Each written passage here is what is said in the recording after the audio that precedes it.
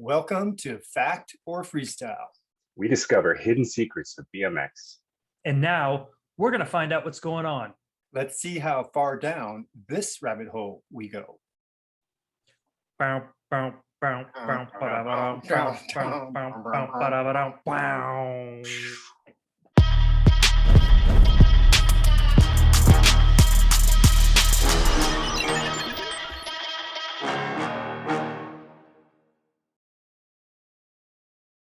Who else is coming on? Who do you got coming on? Oh, Lee. Lee Okay, let's Ramsdale. wait for Lee at least. Okay, let's Okay. start and then I'll go through. I think Lee would probably, well, maybe Lee will have some input on this. Maybe Lee will he'll know be if on you my guys are side. bullshitting. Lee will understand my know it. circumstance. Okay. Hey guys, welcome to Fact or Freestyle. Here we are again, and welcome Lee. Hey, We're so how's it going? so glad to have you in studio now. You're actually in studio. You're not out on a remote. Nope, not a remote, but I'm happy to do that as well. Cool. We've got some So- I'm exciting giggling things. already. guys- and Lee hasn't even said anything yet. What's up, Lee? How's it going? Good. I haven't the seen you in a poster. long time, dude. Holy cow. Wait, we saw each other 2 weekends ago. That doesn't count, though. I'm talking like for real. Like this doesn't count. I mean, like I haven't seen you in a long time. No, it's been a while.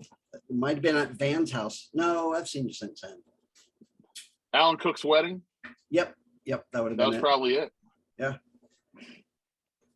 Oh, and Okay, I have to, the one thing I wanted to Lee has something. If he still has it, I doubt he still has it, but he had something that is more rare than the fake moon rocks they brought back from the fake moon landing. Really? He had something. He had Okay. a piece Stay of tuned. freestyle. He had a piece of freestyle memorabilia that's more rare than Hoffman's 900 watch. Like it the way bu- more rare. Is it the buff guard? No, it's more rare than a buff guard. CW laid back C post? More rare. It was the only freestyle artifact ever, and you had it. Now I'm confused. Wow, he doesn't even know what it is. Right? No, I don't. I wish I did. I think we should have a You- contest, Joe. Whoever can guess what it is. will You'll never win. guess what it is. You'll never guess what it is. Well, that's what it makes for a good contest. Lee doesn't Right. even know what it is, and he's No, the one that I had don't it. even know. I'm looking around like I'm looking around. No, nothing. Okay, it was something from me that I gave to you. What year? Give him a year. At Yeah, least. give me a year. When did you have a magazine? You had a zine. Oh yeah, my zine. Yeah. What was your zine? I'm actually I still might have that. Ah, he's digging up the zine. I might have The it. autographed picture of RL. Oh no, Ray's only signature because you've only signed one thing. I've heard. Is that right? Is that? Oh, that was my zine, Orgasmic Toaster. Oh, Right that's on. awesome. So at a King of Vert back in the 80s, I met Lee back then, and he was like a little kid. He was riding the red or maroon Mike Dominguez Diamondback. He Strike entered Zone. the King of Vert, Yep. Oh wow. and Lee gave me a magazine. He gave me a zine, and here's the artifact that he got that is more rare than anything. I don't remember doing it. I wrote Lee a letter and mailed it to him, and I have never written a letter to anybody. Well, Like, Oh it's my God. probably in one of these zines. That's what. Yeah. Well, you told me years ago. You're like, hey, I still have the letter that you sent me. I'm like, what? And you're like, yeah, dude, I gave you a zine and you wrote me a letter. And like, put it this way, if you can produce that letter, Joe will pee his pants. I will just freak out. Even if I can find it in one of the zines, that would be amazing. Yeah. So I'm just I think surprised it's so cool. like I'm dying to know what I wrote, because like, I put it this way, I had to sign my son when he was like in 3rd grade. He missed school, and I had to write a handwritten note to say like, Elliot was out yesterday because he had a stomach ache. Well, please excuse him. And Yeah. the teacher like emailed us and said, "Oh my God, it was so cute. Elliot wrote a letter saying it was from you guys that it was." And I'm like, "No, that was me." They're like, "What?" And I'm like I have written stuff where my wife's like, "Did you even go to school? Like, did you complete any grade in school?" Like my son had first grade homework, and I was like, "Where's the cheat sheet?" Because I have no idea what's going on. Like I couldn't figure it out. So I have a question, You Ray. hold the pencil like this, Ray, when you write. You full fist the pencil when you I write. can write. I can sort of write a little bit. I can Yeah, write. But So Ray, believe it or not, school wasn't my big thing. School but was Ray, more. the question, went to the school. question is burning is basically, was your son really sick, or did you just write a letter, excuse letter, and he wasn't really sick? Oh, he was. Ray he was- never he was out lies. sick. I never never- lie. Ray never So- lies. So This is the funniest thing. Okay, I'm just trying. One of these days you have to have Warren on. You guys know Warren because Warren used to love it when it was report card time. I literally got D's and F's and like straight like D's and F's. I failed or got D's and everything. And then when and that wasn't my problem. It was the comments and because all the comments were the same, and it would say challenges teacher, gets off subject, belittles other students. Really? Belittles other students. And that's the one. I feel was like you can say that for any part I of your was life, 5 though. for 5 in belittling other students. And I'm like, no, I'm not belittling other students. I'm like, Dad, I'm just pointing out the obvious. And if that's like, belittling kids, then it is. But You so speak the Warren- truth, like Joe said. You speak Yeah. the truth, honestly. Speak right? truth to authority. Yeah. With authority too, with So- legendary status. I mean, you probably have Oh legendary my status in God. high school. Yeah. Okay, so let's not make this the Ray show, and let's get Oh, back. come to Okay. on, why not? Lee would love All to right, talk so about we me. have some business to do. Ooh, So Yes. Lee, business. to give you a little introduction to what this is about. So Rodney and Andy have paid There are 43 two investors. cents. I mean, let's face it. There are two investors in Factor Freestyle. And because this show is a freemium life coaching show, and we do life coaching with method acting on the show. And these two guys are here and they're going to tell us their personas. And it'll take gotta about look that word 2-3 minutes a piece. And then when they lock in their personas, we will only ever interact with them as that persona. And so Okay. this is like And an Illuminati similar- rebirthing ritual. A similar situation happened with I Joe. think and I'm I. in a cult. Well, Joe had- you want to explain the background, or do we want to get down to business and get these guys? Do you want to Okay, begin? Joe, the I hear what you're saying. Let's get down to business. Rodney, Yes. so you Um, had some ideas about your persona. Can you tell us some of the characteristics of this that you are? Yeah, tell us some of the characteristics of your persona. Well, I know. Okay. Well, I was thinking more in terms of like things about like my personality and whatnot, like in Sure, life and, we can and do that. other things. So I am sort of a perfectionist, Okay. but also as part of being that perfection, whenever you're a perfectionist, I think it comes with there's also an inherent lack of self-confidence there as well in Okay. some ways. Mm-hmm. And I think like when I don't think anyone that is a recreational like freestyler at this point in time, like being a perfectionist doesn't really work super well because you don't have the 16 hours a day to be riding 7 days a week. Like Oh, when you yes. were And young. in So fact, that's always like Okay. a bit of a roadblock sort of thing there. Now, how All right. you take this and like it gets narrowed into like a persona for the show or whatever, I don't really know that. I have a wonderful idea. I I thought you might. You are seeking turns out a very, very, very small yet simple lesson that will unlock all of this. And I happen to have that.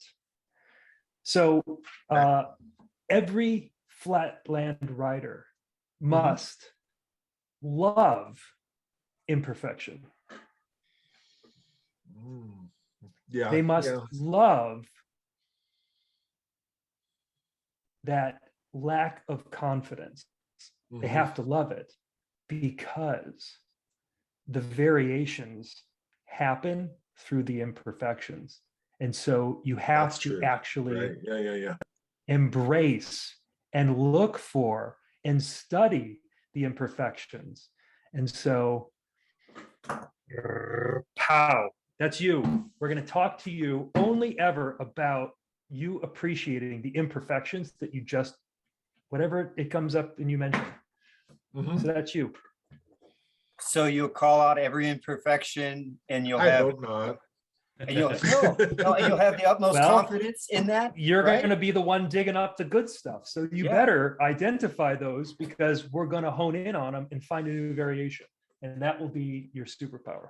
Well, that works in another way as well, because I also I really like facts and the history of not just freestyle, but the history of all kinds of stuff. I'll get into on dumb stuff. So I really like that appeals. What's your favorite kind of history? Like what kind of stuff? I like 20th century history a lot. Like World War II history is really cool. Oh, okay. And, but not so much the battles and whatnot. I like the pop culture stuff that what I hear at home kind of. Yeah, that's significant stuff. Hey, Rodney, how did you had your jam a couple weeks ago, right? Your first jam? We rode last Sunday. It was last Sunday. Okay. How did that go? And how much perfection did you have in that, or imperfection? We had, including me, there were 8 guys that showed up to ride flat last Sunday. That's a good yeah, that's a good crowd. I saw the pictures and I was like, that's dope. Yeah, it was a good time. We're gonna do it next Sunday as well. That's awesome. Perfect. So I'm Andy, thinking how you can apply that, your new persona in that realm as well. Okay. It was fun. It was very gotta, old school. let's had a think about that, Rodney. rode for We got to cut over to Cut Rodney Andy off, right why now. don't you? Holy Jeez, crap. Joe. I'm a cutter offer. We got Why don't you Rodney, tell Lee to shut up now before he even says anything, the way you're cutting people off? I know what's Good going Lord. on to Joe, Ray. Joe, Look, I got See, paid. something's up with you guys Dave is today. paying me. Dave is paying me. Something's up with you guys. Dave is today. I'm not telling paying you to cut people off, Joe. Just so you know. Rodney will come back Andy. to you. Okay, so Andy. Of course we will. All right. Andy, let's hear it. Some of my key kind of traits for my persona. I'm an over prepper. I'm just very meticulous and understanding what I'm getting into, preparing, doing research, things like that. Another thing that I feel is a trait is I'm a stoke engineer and research scientist of the stoke. So I've been talking a little bit, and we've been tossing around ideas about adopting actual laws of fundamental laws of the stoke. So based, rooted in science, kind of fundamental laws that drive and define how the stoke operates on a let me pause you there and bring Lee up to speed. Lee, at the beginning or at the end of last season, I told a story to Dave that was a true story, but it grossed him out so much he had trauma.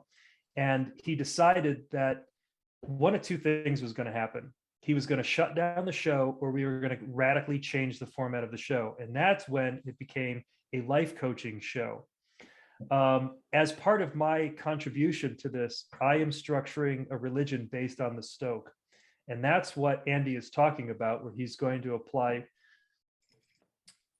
the law of thermodynamics to explain how stoke moves between people. Yep. Nice. Stokeism. Okay. Yeah. So and the last one that I have is the last kind of trait that I came up with is I'm also a philanthropist of Stoke, so I like to spread it around. I like to provide people with motivation to find their own Stoke. And you know, similar, like Dave and I have been talking, and I've become a sponsor for Dave for this year. We're gonna plan something. Dave So- needs all the sponsors he can get, can't you, Dave? Dave, As an Dave 80s right show now hack. is like Ricky Bobby having dinner with all of his sponsors. He just swims in sponsors. yeah. Okay, That's sorry. not Andrew. entirely true. Yeah. So those are the ones that I've thought of, at least. So I'm open to. That's good. Yeah. Yeah, that's great. All right, I think that's what nailed you it. are. Are you Yeah. ready? Yeah. Scientist? Boom. Boom. There you go. Yeah. From forever, we're going to refer to You're you as the engineer / scientist. Okay, and with that, I have fulfilled my opening duties. Dave. And I back think to we're you. good. Like we're two out of three, and we might have. Why are you looking funny, Joe? Because you said 2 out of 3. Did I I did every one that I needed to do? No, there's one more person that paid. That didn't make it yet. I was just Oh. trying to Oh, just yeah. let me finish my sentence before you react. Jesus, Yeah. I had I'm 3 an lined up. overreactor. Kevin is the other guy, and he's coming on, and we have to make sure that he has a persona. Then we're 3 for 3. You did a wonderful job, Joe. I'm sorry. How did I do? Do you want to rate me on the chase system? I wasn't really paying attention. When you guys start talking about the Stoke and the personas and characters, I just wait until I can start telling stories about myself. We're trying to. Ray is in his own Honest. bubble. My sole goal is to talk about myself and make fun of you or Dave or whoever else. All So, right, like, when you guys get into all the technical part, it's just like when I was in school. You know what I mean? I wasn't paying attention in school. So you're just waiting to belittle I them. was Is just all you're waiting to doing. mess with that one kid that peed himself and was going to miss the bus, and I was going to rip on him.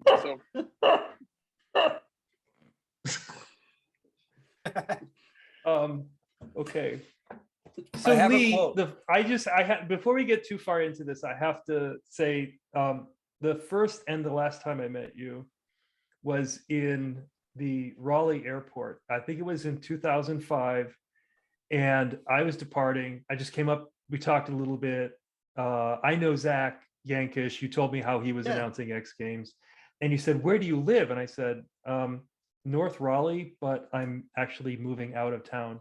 And you were like, wait a second, you've lived in Raleigh the whole time, and we are just meeting the last As you're day that leaving. you're leaving. So there you go. Yeah. I do remember. Nice to Yeah. see it you. happens. Lee, I Man. don't even know where I met you. Where do you think we've met each other? At Probably a keynote? horror show. What I year? mean, I would have seen you at a horror show. I don't know if we've met then. But yeah, I'm not sure. It just seems like it just happened. What city would it have been? I'm trying to remember which one because I saw one with. I don't know. Were you at that? Raleigh, I think it would have been. Raleigh. Yeah, somewhere in Raleigh. Yeah, I'm just trying to remember if you were at that because it was a Ron and Blyther show. So yeah, you would have been there. It was you Typically, three. yeah. Most of them. Yeah. So And that would have been like 86, 87, 88. yeah, and I was part of there was an opening show going on. Oh, okay. And I wasn't even in it. I wasn't even I wasn't living in Raleigh. And then some kids the kid broke his bike and they're like, Lee, go ride. And then I was riding with a wheel that was hitting both sides of my rear. I had to take my brakes off just because they were hitting the wheel was so warped. And I was doing bar hops and just some other stuff. And I remember Blyther gave me everybody signed a bag. It was a barf bag. Said you were sick, so here's a barf bag signed by him. Did Dave sign it all, or did he let the other people sign it too? That I'm Did trying Dave to sign remember. anyone else's name? What? But 'Cause there's do you remember precedent. Scooter Don? Scooter Don was in that show too. I don't know if that Scooter Dawn. Scooter Yeah. Don. Yeah. I know Scooter Don. Yep. He was in that. I kind of remember that. Okay. that would have been that. And then I mean, yeah, I don't know if we really met, but that would have been first time crossing paths. Right. Cool. Well, I'm so Yeah. glad you're on. So Oh, thanks me for too. making The, it. the Nori handstand is my favorite thing to do. You know, that was what, whenever I'd go to a different country, I'd always make sure to get a photo of me doing one there. Wait, what Dave is named the that Nori? after The himself. what? That's It's called the Nori handstand. You must not have watched the episode. Lee. Yeah, it's Sorry. not the Nori no. handstand. what's it called? Dave had to rename Well, I it because also there's called a it the- picture. The Naval Destroyer. was Yeah, the other Naval thing. Destroyer. I've Yeah, heard Naval that. Destroyer. But the story quickly, Lee, just so you know, is that I did that in a contest after someone already had done it. And the person that did it was Dean Palacio. He Oh, also yeah. made up the inverted boomerang. Yep. And then someone else called it a decade and kind of took that. So I, after years of realizing that I've been riding on his coattail, getting in magazines, getting paid compensation for the magazine. Actually, I have to send Dean a check at this point. I was wondering how much he gets. Yeah. Split all the money. You get a couple Because- $100 if you get a full color page in Yeah. a BMX Plus. So that Because was he big money. went, because Dean went before, like, just before Dave in the run sequence, and then Dean got a picture in the magazine, and so those were. And we had Fiola on. That's and what we Fiola- qualified as like how you invented to get trick Well, credit. Fiola cemented it, Joe. Remember, because Fiola was like, "Well, look, He if you did. got it in the magazine first, and he did it in the contest first, that's 2 for 2." And now it's much different because of social media, obviously. But that was the time. So we just had to, The standard what of we the had. day. Yeah. So Palacio stand or Naval Destroyer. I like Naval Destroyer. That just Yeah. it's after I do them now because my belly's a bit bigger. It's nice and red. It just Yeah. yeah. I have a trick to tell you how to do it at some point where it will help so that you don't get to do it on your Red shoulder. belly. Oh A lot yeah. of people put huh. their other hand on. I put my other side, my head on the other side of the bar. Yeah, I have to The try that. difference is a little different. Always learning. I love it. Always. Okay, so I have a quote. I have a quote for today, Joe. It's That's a Rob great. Lowe quote. Too often, inherent value is gauged from outward responses instead of inward knowing. No idea what that means. You don't have any idea what it If means. you right? Just- if you're talking No. about a person, yes. If you're talking about a piece of machinery, then no. I was thinking of person as it relates to, we just had 2 people determine their persona, Oh, their slash That's character, absolutely true. right? And like, I think, Oh wait, know- you're saying because now that they know it, it's that much more powerful. for sure, yeah. All right, As opposed you to put words to it. always looking outside, it's like you're innate knowing it from inside, right? That's right. And we're going to reinforce that by only addressing them. Oh, so Rodney, was that Yes. a perfect quote? What was wrong with that quote? I didn't really understand the quote. There you go. I'm kind of with Ray. Tell on him. this. Yeah. I was trying. Okay, Yeah. I didn't really get it. I'll read it again. Yeah, let's Nobody do got again. it. You and I were the only 2. You think bold that will enough to help? say Should I it. read it again? Or, Yeah, read it. Yeah, again. Read it again. okay, too often, inherent value is gauged from outward responses instead of the inner knowing. Yeah, I don't even grasp that. I have no idea what that It made means. you kind of worry about what other people Yeah. their reactions. Okay, so I'm gonna just like Andy. Break it remember down. when you, Break it down like you're telling a kid that's 7. Or Okay. 5. Andy, the, Do- do- I'll Do you explain guys want us Andy. to have I- this? Do you guys want me to put the quote up on the No, screen I want you so to we can break all it read the down words? so you can explain it in normal words. Okay, Okay. go for it. Me? Uh, or no, no. No, I Anybody. think- Dave, I think I'm going to explain it as it relates to Andy, but not as he's a 7-year-old. I'm not going to do that because he's not No. 7. 5-year-old. So I thought, Andy, like when you first came on the show and you were just talking about going to events and it was just really intimidating. And you were really, my take from that was that there was a lot of outward feedback that you were potentially getting. This is all in your mind, I think, a lot of it. Yeah. And so, Oh. but your belief of yourself and your writing and your, you know, your commitment and your just the level of interest that you have in freestyle is your knowing in this case, and that's what really you can go by, as opposed to Yeah. relating to the outward sources. So what Can you are somebody now saying is explain that what Dave was Andy, saying? okay, this is what I think I got. Dave selected that quote because Dave believes that Andy was misinterpreting external feedback. So he was at the jam and he was riding, and Andy misinterpreted what other riders were saying. So if another doing. rider went, "Oh my God, look at that dude," maybe they were going like, "Wow, he's doing something really cool," but he misinterpreted and thought when they said, "Oh my God, look at that dude," that I was doing something that was negative and they might not like me.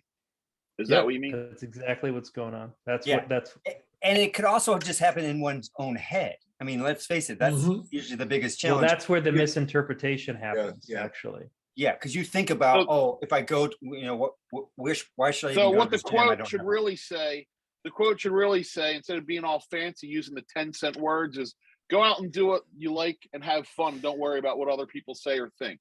Yeah, that's Boom. large. That's Lars Ray. But Is that it? Yeah. We're quoting Rob That is Lowe. So fucking Rob Lowe- gold. And that's I mean, my that sounds like interpretation. what it sounds like. Yeah, my interpretation of that quote is too often we look to external validation instead of finding that validation within, you know, where, you know, if I enjoy writing, it doesn't matter what other people think, versus if I'm writing to try and impress people and I need to seek this external validation, then I'm doing it for the wrong reasons. I think that's part of getting an agent BMXer. You feel like that's, Yeah. you know, going from pro to just riding for fun. Well, I think that's a big part of why we started doing this in the first place. Yeah. Was because it wasn't for external validation by any means. Yeah. It was for the fun. Yeah, that might have came later, but that's not why we started. That's not what kept it. Joe, did Hey, you Ray- write down? Did you write down what Ray's quote was? Because we could start using Ray. No, but we got it on. Okay. I could be better than any Rob Lowe quote. My quotes are so much, because I can do my quotes just right on the fly. He probably think of his. I know. Yeah. But So And Ray, most of let my- me ask you. Go ahead. So my question for you is, so we know that you make jokes for your own enjoyment, Yes. but there was a period where you were getting footage in the liberal elite global BMX media of the day, was there a moment when you were like, man, I just want to be funny for me, bro. I want to do it for the jokes, bro. I don't want to do it on the stage, bro. All these No, managers, you know what? and When media and money. whenever we would get, here's something, and maybe you can understand this. And this is kind of, I don't know if you'll be able to understand it.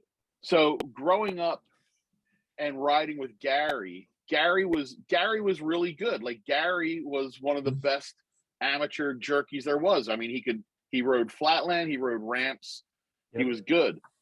And Gary was very quiet. Gary was really quiet. He never boasted about anything. But he would get in the magazines all the time. And so whenever we would get a new magazine, we would like go flying through it to see if Gary was in it and what was he doing. And then it got to the point where it was like we'd be ripping through the magazine to see where Gary was, and then all of a sudden, like, I would be in it doing like Gary would be riding and doing all this stuff and doing everything he could to get in the magazine, and then I would just show up and like throw something at somebody, and then boom, I'd be in the magazine for doing something.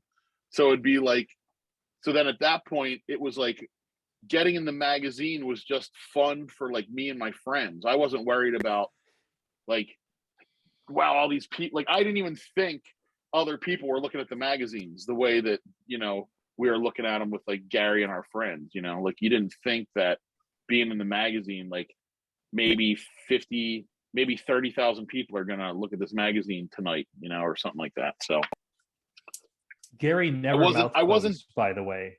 Gary. No, Gary always kept his mouth. Well, he didn't. When Pete was mouth posing in the when they were on the cover of Freestyling, Pete's mouth was wide open and Gary was just focused. Gary was always focused. You know. Was there any Gary- stage pictures, Ray? Was there any pictures where the cameraman came up and do something funny and they have the camera in your face? No, like I only had Hey. like I only think I had one posed photo, and that was like Scott Town told me to hold my helmet up once, and I like held the helmet up. Everything else just showed up in a magazine. You know, whether like Did you go I mean, to events though? Did you go to events like with a plan? Like, oh wait, today I'm gonna do, bottle rockets, or like, did you have some No. kind of like idea? Like a bike lock or Never. anything? Yeah. never a plan. The bike, Never a plan. the bike lock was a Well, the bike lock. a 10-year plan. But no, like Gary brought an air horn just to ruin my run in Texas, or no, in Arizona. You could hear like they're like, next up Large Ray, or next up Raybo, and Gary's like, as soon as the music starts, the horn goes, and it's like as soon as my music started, Gary just put his finger on the horn, and until the horn just ran out, it's just like, Oh my gosh.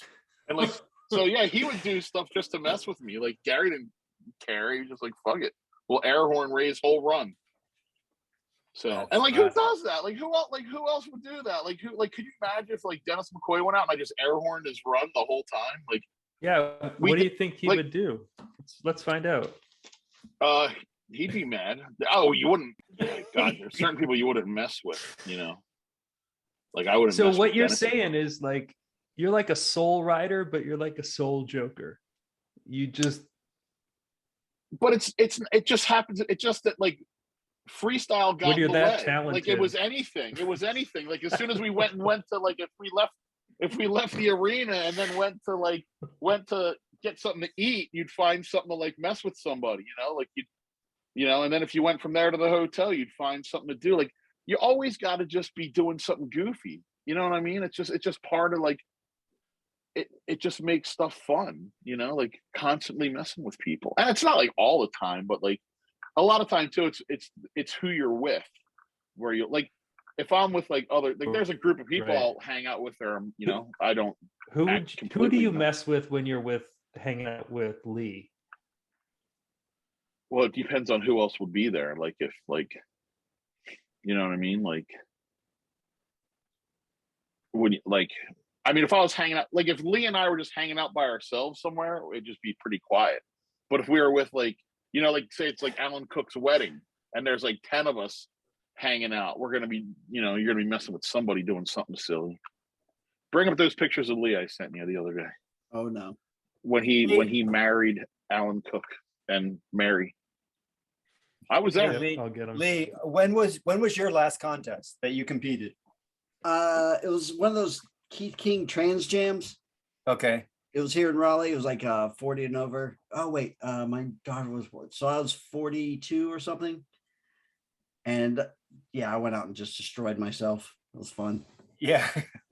Like I used to do no-handed 360s, and I did them when I tucked the bar behind my knee pad, but my bars were 7.5 inches tall. That was the rise. And I remember I went up to like 8.5, and I went to try one, and it just fell right under. And I remember rolling up the windows as I was just crashing to the ground. But What? yeah, it was fun. But I can't enter contests anymore because I'll do that switch and won't, because I had both my knees replaced.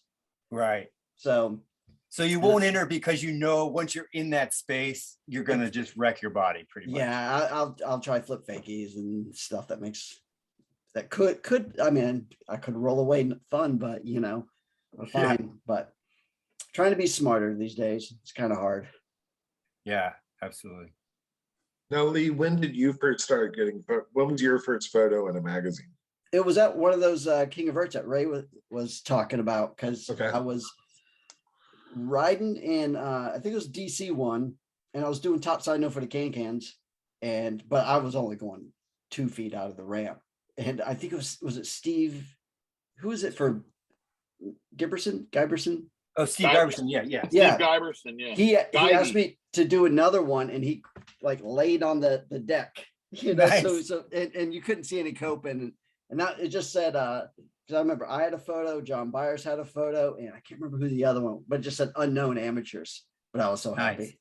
Nice. And, Yeah. What year was that? And that would have been 88 or 88. 9? 88. 88. Yeah. Yeah. And then I 187, I might have had like a reader photo doing a tail tap on a pole or something. cool. But yeah, that was it. I thought I made it. I was still in high school, so I got to show off. Are you going to be traveling a lot this year that we can have you do more remotes from Yeah, events? I am. I'll be there. There's a couple more of those USA BMX events. I'm going to that feast in France. You are. The time might not be. I don't know. It'll be late. Well, here's what's happened. Just do it at the night and you just do a recap because we're going to have, there's a contest happening right now or that happened in France, a Flatland contest. Okay. It actually has skateboard and BMX. So I got somebody that's going to do a live remote from that later in the show, like in the Oh, next cool. hour. Oh, nice. But yeah, we've got to set that up and we'll come up with some questions because you like nailed it. And it was just, we just kind of threw you in it and it was great that they couldn't hear us saying and then what you were interacting with. So all of that, we just want more of that. I have a mic I can bring too. Just maybe we can make a No, use flag the for it. pen. The pen. I was think the great. pen was The pen. great. All I right. think it's pen and you're just like, this is Factor Freestyle. Like, don't say our names because people that don't know who's running the show, they're just like Factor Freestyle and then whatever, they'll just discover it for themselves. And then some people will have heard of it and go, oh, that's Joe and Large Ray. No, it's perfect. I'm down. I like doing that. Joe, Joe, are you all right? Joe, are You you all right? okay? I'm okay. I- How how's are Angie? how are people gonna recognize the show, Dave? From the legend, Large Ray, I he's know. claimed his legendary, he's the most famous on the call. Without Always. a doubt. Well, So the first time I saw like Large Ray Liberty Bell, it was like 2-3 years ago, and it was the Hell Fucking Yeah podcast, and I was like, oh my god, Ray is doing a podcast. This is the greatest thing. And it took Yeah. me a long time to realize that you would be doing semi-regular appearances on Joe Grottola's brother's podcast. But I was Yeah. like, where can I've done I a get lot Ray? on there. I've done like 8 of them so far. Dave would Yeah. love them because it's just me talking about me. You know? well, we just want to make sure that we keep you happy. And we know that if Joe has to stay on the show, Ray, that's the key. Like if you lose Joe, then you're Oh gone. yeah, if Joe's gone, I So, don't want to sit and talk we to you have all to- day. Andy, we have to draft up. Andy, can we engineer Joe's new contract, his Stoke contract? Because I want to make sure that, you know, we don't lose him. 'Cause It'll then be- we'd lose Ray and then everything would fall apart. Ironclad. Yeah. Yep, we can do that. Okay, I have some questions that I want to run by you guys. I think this is a good time to segue into that. Unless Joe, you had another direction you're going. What are you looking up, Joe? You're Why is he reading? laughing? He's on his Instagram. One of his Instagram No, accounts. Yeah, oh, oh, yeah, no, yeah. no. He's I sending do- pictures but- of frog bars or something, or Yeah. doing something. So I silly. do actually have a problem with all of my Instagrams because like I'm pulling I'm pulling messages from dudes that sent me, you know, like weeks ago, because I have so many Instagrams, I will lose track. And so I don't want anyone to think that I'm dismissive, even like when I don't respond back to you. What is so many literally Instagrams? losing track. He's got Huh? 7 Instagrams. I 7 have Instagrams. 7 or 8 Instagrams. least, They're yeah. all like from different characters' names. Like I did this one called Scuffington Post, which I like was that one. written in the voice of someone who is railing against the anti-scuffite aesthetic, because we believe that the thinking is that Alex and Matthias intentionally belittled scuffing so that they could get the promotional contracts. They don't really care. They're not really scuff haters, but they've made like anti-scuffite propaganda. And so the whole site or the whole page is that. And then I would catch people scuffing. So like if they were anti-scuffites, you know, Alex would do like a one kick, and I was like, I know you like it. But anyway, yes. Joe, I just have, a quick so many, quick question. Flat Queens, where should they contact you? On which is your Instagram? I wrote back to Paula. I was working on the edit before then. I should have worked on it more earlier. But with that, Ruben Castillo, holy smokes, my man. Ruben what, Castillo, our live reporter from you're in Houston right now, the AFA. He muted? Can you Whoa. hear us? He's just gonna smile. He's just gonna smile. Thank you. Thank you for that fine reporting, Ruben. And now back to Joe. I Wait, here we think go. I would Connecting like audio. to- There we go. Audio. Ruben! Ruben! Yo, Up top. Ruben, it's Ray. What's up? How's it going, Ruben? Oh my gosh. And we've got France at the same time. How did this happen? Ruben, can you go into a quieter space? Go tell James to turn the music down. Hello, Alberto.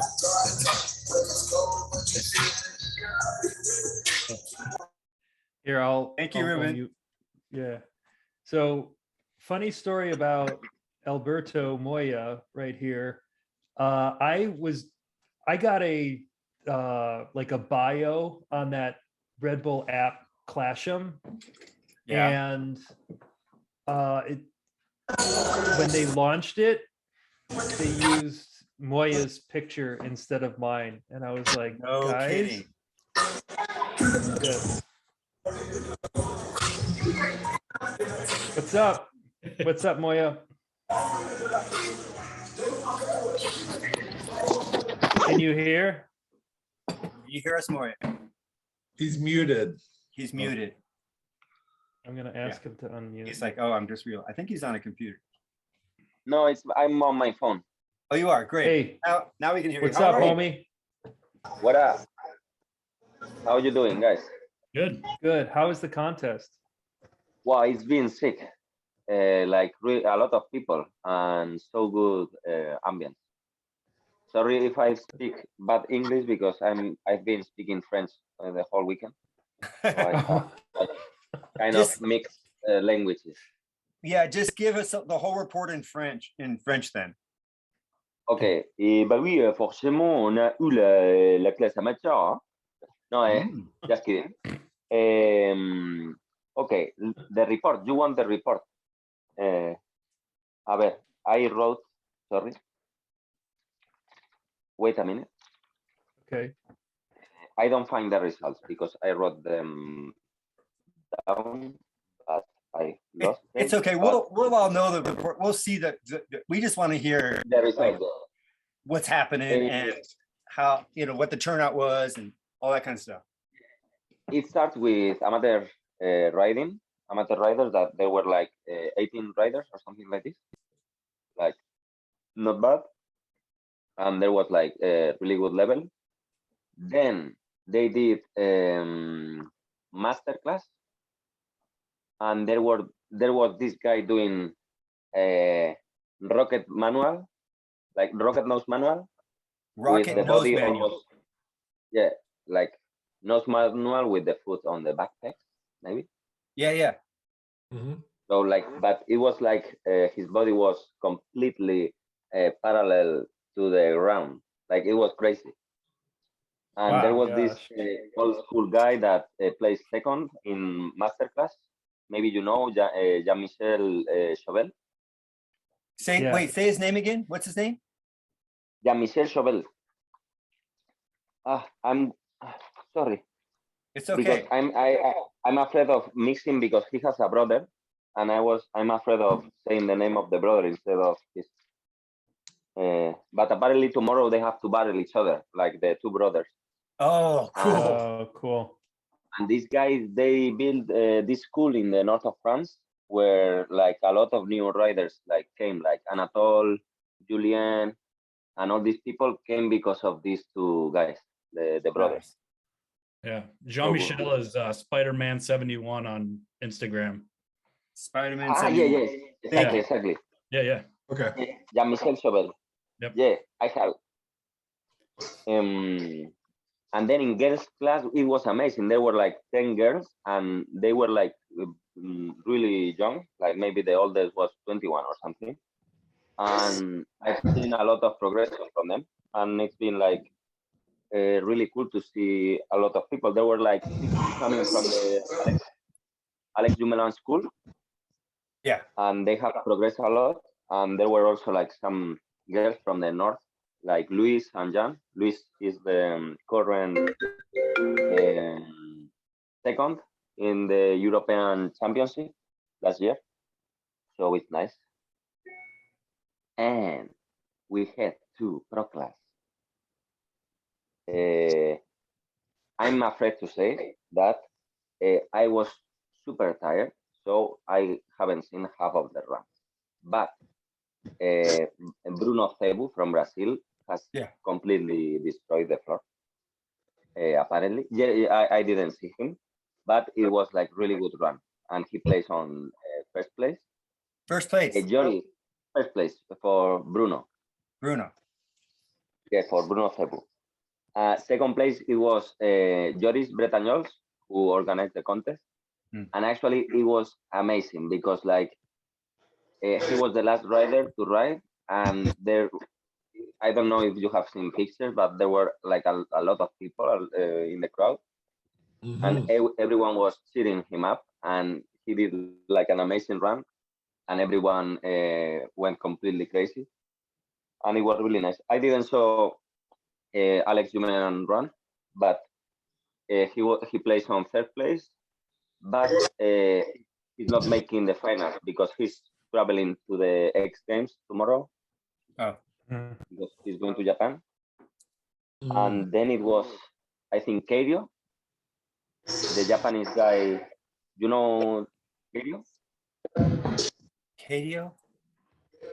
Keirio, he does like kind of a street and flatland mix. Oh, like, yeah, okay, yeah.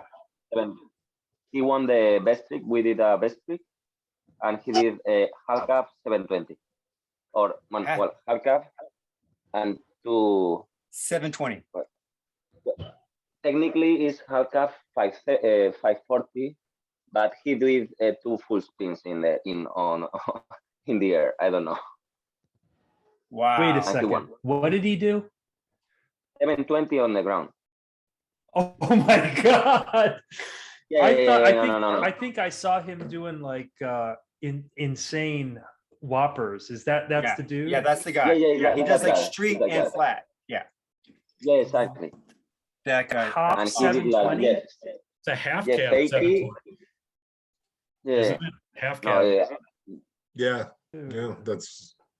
So how many riders altogether do you say? Because there's 10 girls and then pro and like just rough number. Pro, there were 20 riders, master 16, amateur 18, and girls 9, and give us a total of 63 riders. 62. And 63. 63. And there were 1,440 people in the crowd during the day. Really? That's awesome. Yeah. Amazing. Yeah, and actually it was a surprise because when we got here, this is like the middle of nowhere. Like we are in the fields in France, like small houses or whatever. And when we got here, like we were thinking loud, wow, maybe not many people is going to come here because this is in the middle of nowhere. And today, like non-stop people coming. Wow. That's and awesome. That's amazing. Joris have done like an amazing job organizing, and they had like many cool ideas. And there was this thing in the main flyer for the event. There are the faces of 6 riders that are in the contest. So if you can have a sign of all of the 6 riders, you get a gift. So there was like a lot of kids going after the pro riders, like, "Hey, can I get your autograph?" And the funny thing is, many people thought I was Martin Brasil. Uh, Martin Brasil was on the picture, and like maybe Did you just 10 sign Martin's or name? no, I haven't. I was saying, no, it's not me, sorry. But maybe Oh. 20, 30 kids have come to me and asked for the autograph. That's so fun. cool. That's awesome. And let me think, because the thing is, I never been this tired in my life before a contest run. And after it, I've been so tired, so I don't remember the whole day like properly. But I'm thinking. But did you have jet lag, or did you just ride too hard? Why were you tired? I don't know. Maybe because I didn't eat that much. No. I think it was because of that. Because I live 1 hour. I took just 1 hour plane to come here, so I have no problem with this. For And jet lag. the contest, it's like amazing. Like we were at the parents of the girlfriend of Joris. We were Shu, Keiro, Bruno Cebu, and Anatol, and they made for us like traditional French food, maybe the best chocolate cake I ever tried. They have the chickens, the dog, the cows, and everything is like beautiful. Like I'm sure they're gonna make it more years. And if you have the opportunity to come, it's one of those contests, like now there are only like world championship, European championship, like really official stuff. Yeah. And this is like a community contest, Yeah. and it Like, has this vibe. It sounds like how with 1,400 people attending, it sounds like it's going to have the same kind of feel as the Worlds, where there's a lot of, good audience and the crowd. How long has it been going on? How many years? This contest? Yeah. Is this the first It's year? the first time. Oh, this is the first one. Okay, I thought it had gone on before. Yeah, it's the first one, and that's why like they were looking for a sponsor, and actually it was fun. Yesterday we went to visit one of the sponsors.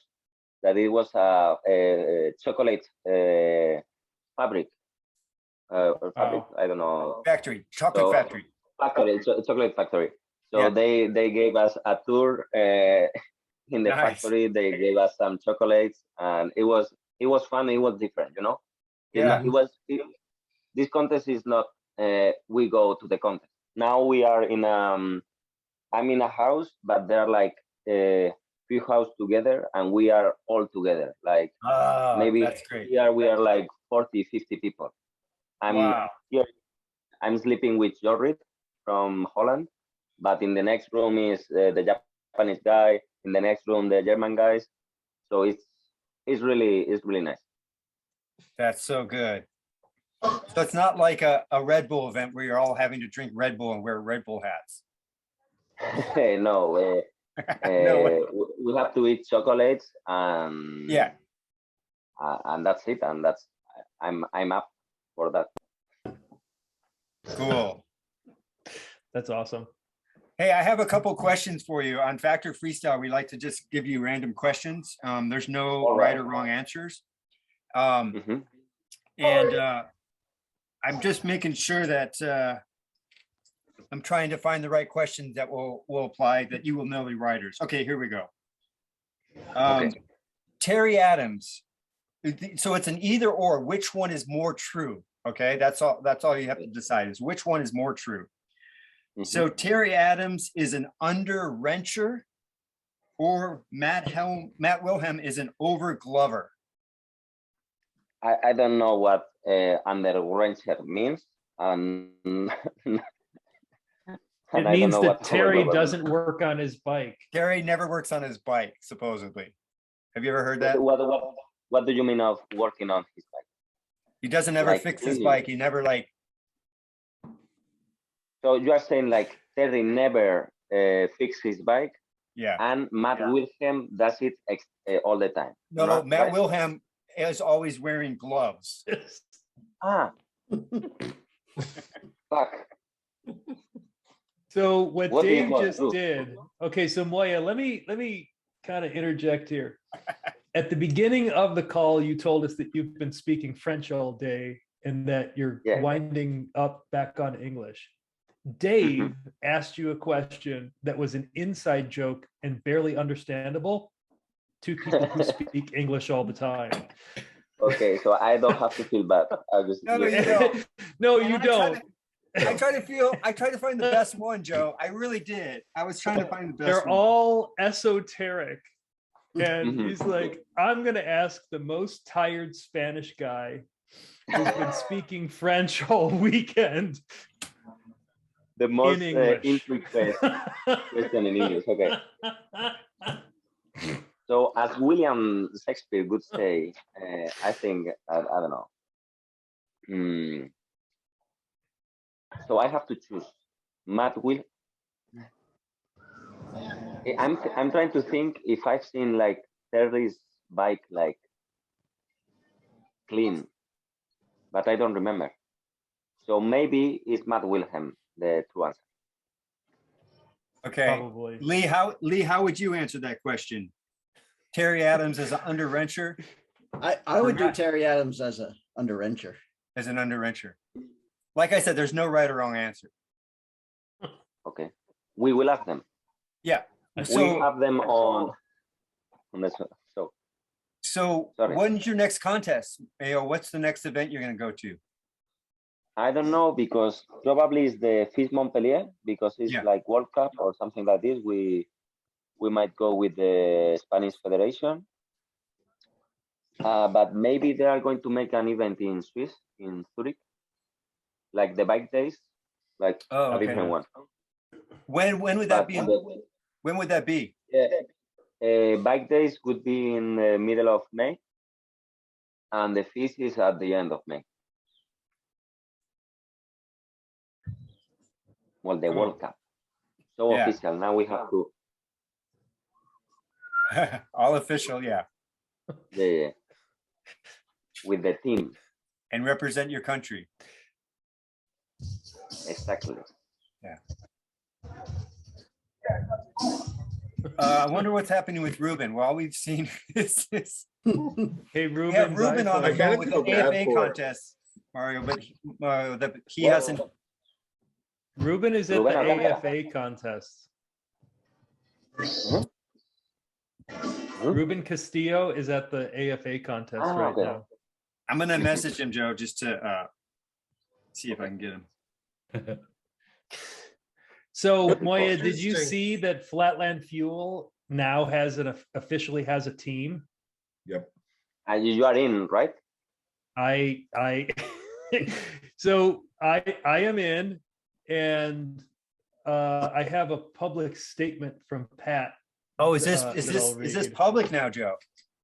Yes. Team Flatland Fuel is back. Years ago, we had a killer pro team: Terry Adams, Justin Miller, Mickey Gaidos, James McGraw, and many others.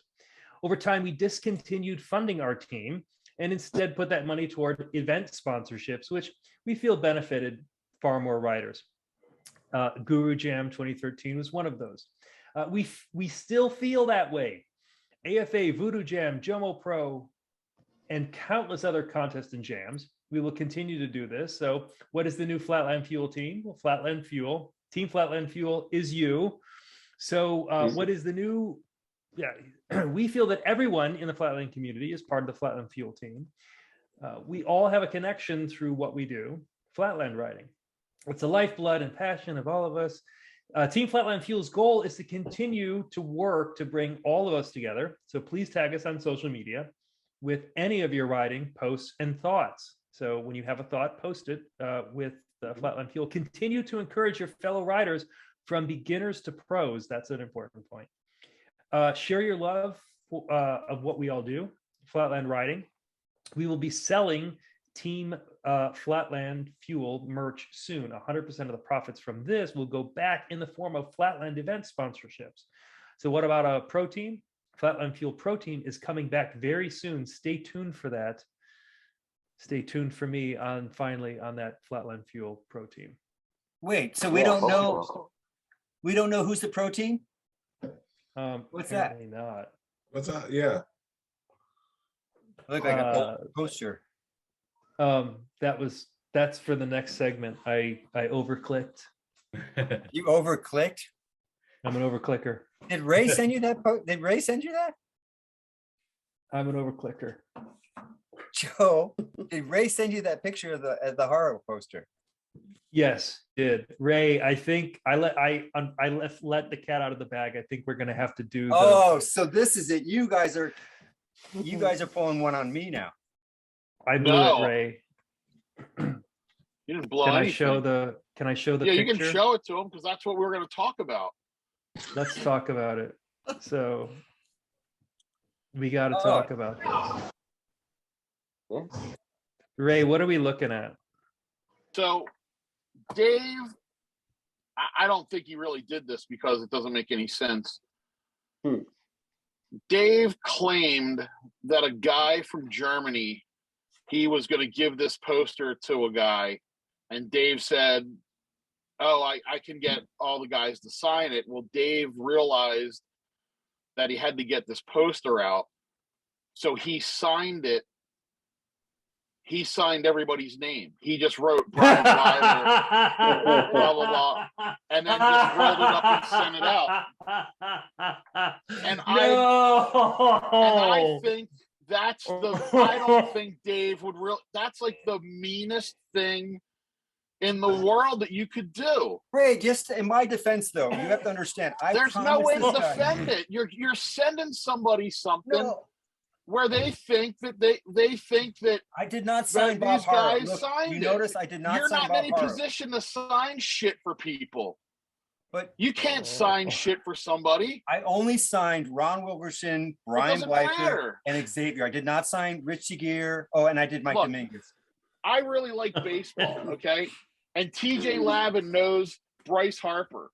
If TJ Lavin said, hey, I can get you a signed Phillies baseball for your son, and I got my son the ball, and I got part of the this story. got signed. Listen, just let me finish. Okay, go ahead. You'll understand.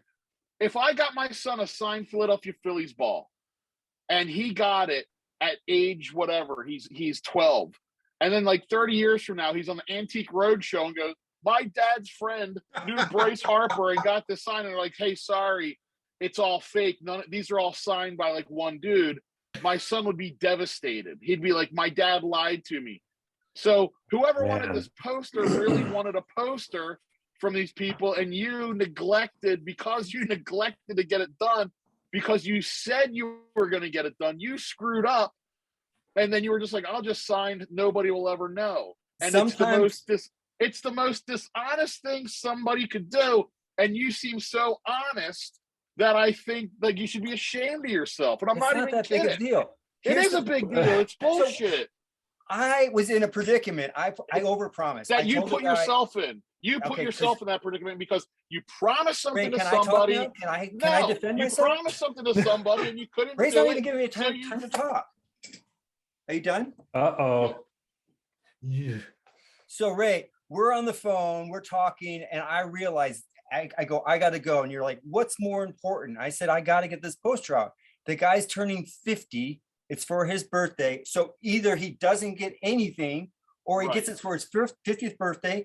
And as long as Joe cuts this part out of the show, he'll never know. This is in this is in the mail right now. Hold on. We have to fix. So Listen, We can't. we have to Ray, fix this. you We can have cut to all this fix shit out. You can cut this out. You can cut all this out because Dave's gonna have to fix this. It doesn't matter. Like you should have just told the guy, okay, it's your 50th birthday. I'll get you. Look, I screwed up. It would be the right thing to do to own up to your mistake. And Let's say, look, let's ask the panel. Let's ask the people that are on the call. They don't Ray. have to ask the panel. I know I'm right. No, I maybe know some I'm people. right. So Ray, It's have you 100% not right. shared a You don't have to story? ask the panel. Ray, you asked. There's You not shared one a story. person. Didn't you say you went to an event and you signed Dave Miro's signature and Tony Hawk? Didn't you do that, Ray? Correct me if I'm wrong. Joe, you were there on that call? No, I don't recall. Call a I spade don't a spade, recall but I'm that. telling you, Ray, did you not do that? Is this maybe. who taught you to do this? I learned it from watching you. I I've learned never by done this watching before. you. This is my Maybe I only- felt so bad for doing I it. only did I this, would never this have one it happen time, and I'll again. never do it again, especially after Ray's reaction. But I just thought the guy's he's turning 50 next week. I had to get it out in the mail to make it in time. I think your And, heart was in the right place. Yeah, thank you. Wow. I want to say Oh, yeah. something. Is Okay. I'm happy to not have signed as Martin Drassel because we will have the same inconvenience in Yeah. the future. Okay. So then we would. Yeah. And with this, I have to say you guys goodbye because like all the people is here and Okay. we have to move the body. Okay. Hey, thank you so much. We really Great Peace seeing out. you again, my man. Thanks. Yeah, thank Thank you. you. Nice to talk to you guys. Have All He's right. fun. leaving because he's like, who the fuck was that dude with the beard yelling at Dave Nori? Okay, so Take care. this Okay, Take care, has guys. to- Lee, what's your take on this? I don't know if you've ever done this. And I if- have Lee, done, how I are have you done fucking it on my once. back on It, this? it was at that two hip King of Vert. I was because Dominguez was my hero, and I had that strike zone and a blonde hair, and I was under the ramp, and some kid was Mike, can I get your autograph? And I turned, and there was nobody there, but Wendy Osborne was there. She goes, go sign it. I was like, all right, Wendy Osborne told me to go sign it, so I signed Mike Dominguez. She's like, kid's probably walking away happy. It's fine. Yeah, see, so So- Wendy, let's get Wendy on the call, Ray. So I did this one time, and you're just like So throwing me it's- under the bus. So the sport I was involved in all these years was fake style, not freestyle. Yeah. Wait, Bunch but- of frauds. Oh my God! Bunch of What- frauds. This What are you is- proposing I do at this point? It's in the mail. I mean, I it's- can't do it. Well, too late now. this is what I propose. Okay. What I propose is that you Look at show Dave. this Dave knows he fucked episode. up. that Dave you knows he show fucked this up. episode to Ron and Brian, Yep, and see what they say. They won't and care. They won't care. and well, they won't care, but they are going to need to help you get out of this predicament because here's how you spin it, Dave. Say, look, Ray, why did you have to bring this up? You're Christmas Because it's a 1976. rotten thing to do to somebody. Kenner sold empty Star Wars action figure boxes because they weren't ready yet.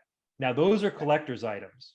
Yeah, right. But so this would be a collector's item. You wrote the proof of purchase and you got the action figure. This is your only way out. You have to get all of those legitimate autographs and then tell the guy that you had to get him something to open, and it was probably very rare because it's an admitted forgery, and They look you pretty have to good. go and get all those Thank you. autographs Well, I studied them separately. over the years, Lee.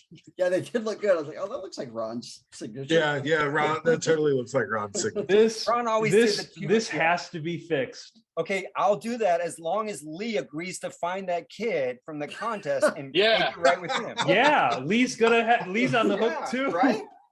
Yeah. And anyone Wendy else on this Osborne. call who's Oh, ever, I was a young impressionable kid, and Wendy Osborne's telling me to do it. So it's her oh, I fault. could see It's that. her Yeah, fault. Yeah, exactly.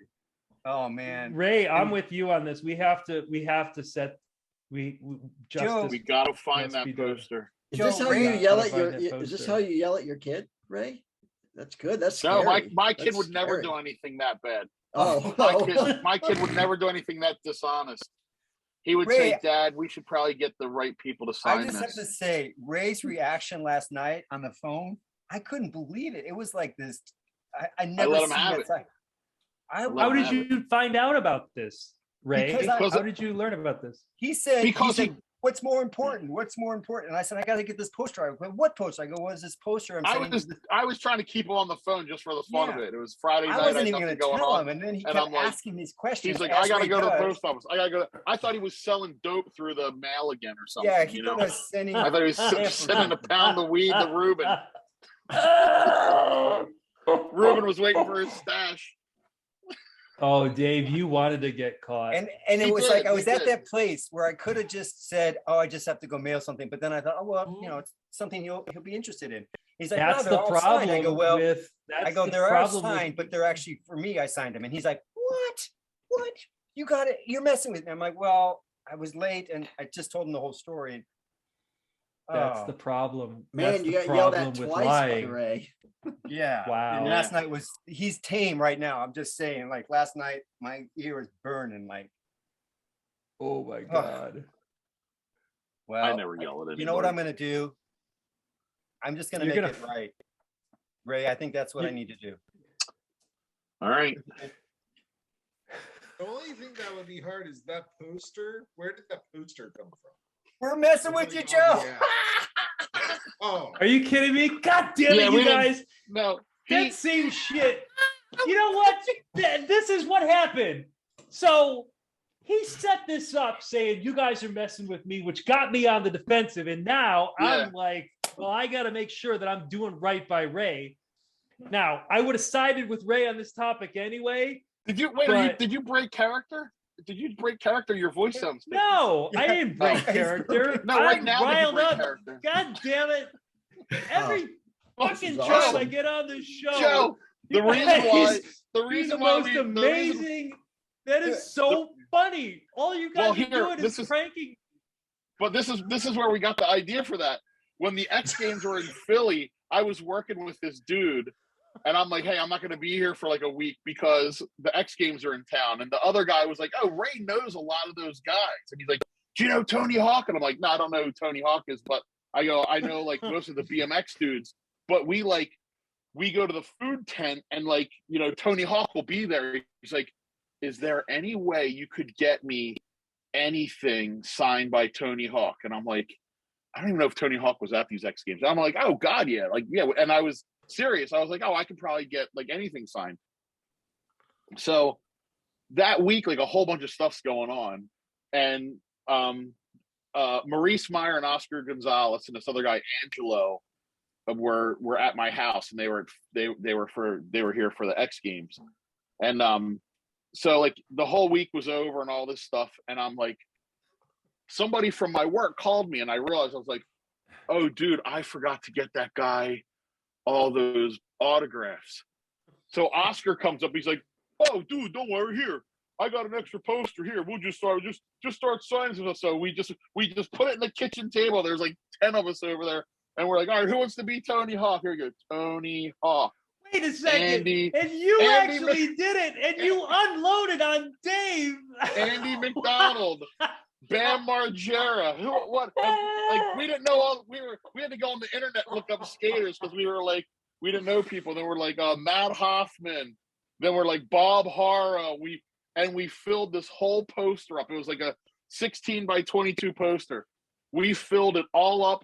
I used every Sharpie I had in my house, and we gave it to the guy. And the guy's like, "Dude, I gave that to my son," and he was almost crying. He was so excited. He put that thing right up on his wall and just was so excited. And I was like, I think that's so wrong, Ray. I'm just saying. I think Wait, it's so wrong. let me get this straight. The whole thing with Dave's, that was fake, right? yeah. The thing with Dave was fake, but the So, thing I'm telling you right now is true. But Moya left, and he thinks it's real. He's telling everybody how he's like, "No, He's over in France Dave's right not now as good telling as everybody Dave. that Dave is Yeah. signing people's autographs. Yeah, he's No, no, tired. no, He's like, no, all I no, got no. out of that call was Dave, that Dave is like a forger. He signed everybody's Dave autograph. Dave Nori is a And very some bad dude I man. never saw before Dave was Nori is yelling the at very him bad like man. crazy. oh my God. There was this guy, and he had a big beard. He was yelling at Dave. Dave is a And very he's bad yelling man. at the little one. I'm gonna He message told him he you was right an now. asshole.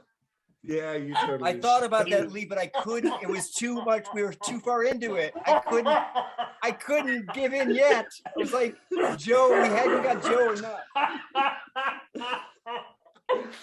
Lee's like, "Hey, Moya left before you guys."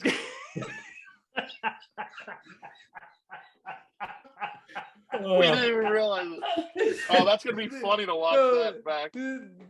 Oh my god. Oh, so Joe, the reason why we did this is Ray and I felt you just again bailed on us. We're doing a little prep call. We do our Oh, Friday that's night what call, it was. Yeah. and You left. bailed You're like, on us yesterday. like, see you later. and You we were didn't- pissed. You left us as a host. The call went away. We were like, in mid-sentence. I fucked up when I hit end for all. That was my. You had nothing. You had nothing to do yesterday. You had to go hang out with Angie and eat dinner or something. You probably had an overpriced sushi meal lined up. We You guys are going to needed go 5 stare more at each minutes. other. We needed and 5 you more minutes so we just- could get this show. Hey, Ruben. Oh. Oh, there you go. He left.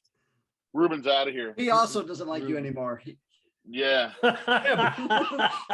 Ruben's telling Ruben's everybody. telling everyone at the AMA Hey, contest. if anybody has any horror stuff signed, Yeah, Dave all he's been signs doing is everything. listening to the audio. But all didn't those you, Wilkerson autographs are fake. no, Ray, but you're the one that actually signed Bob Harrow's stuff. I did.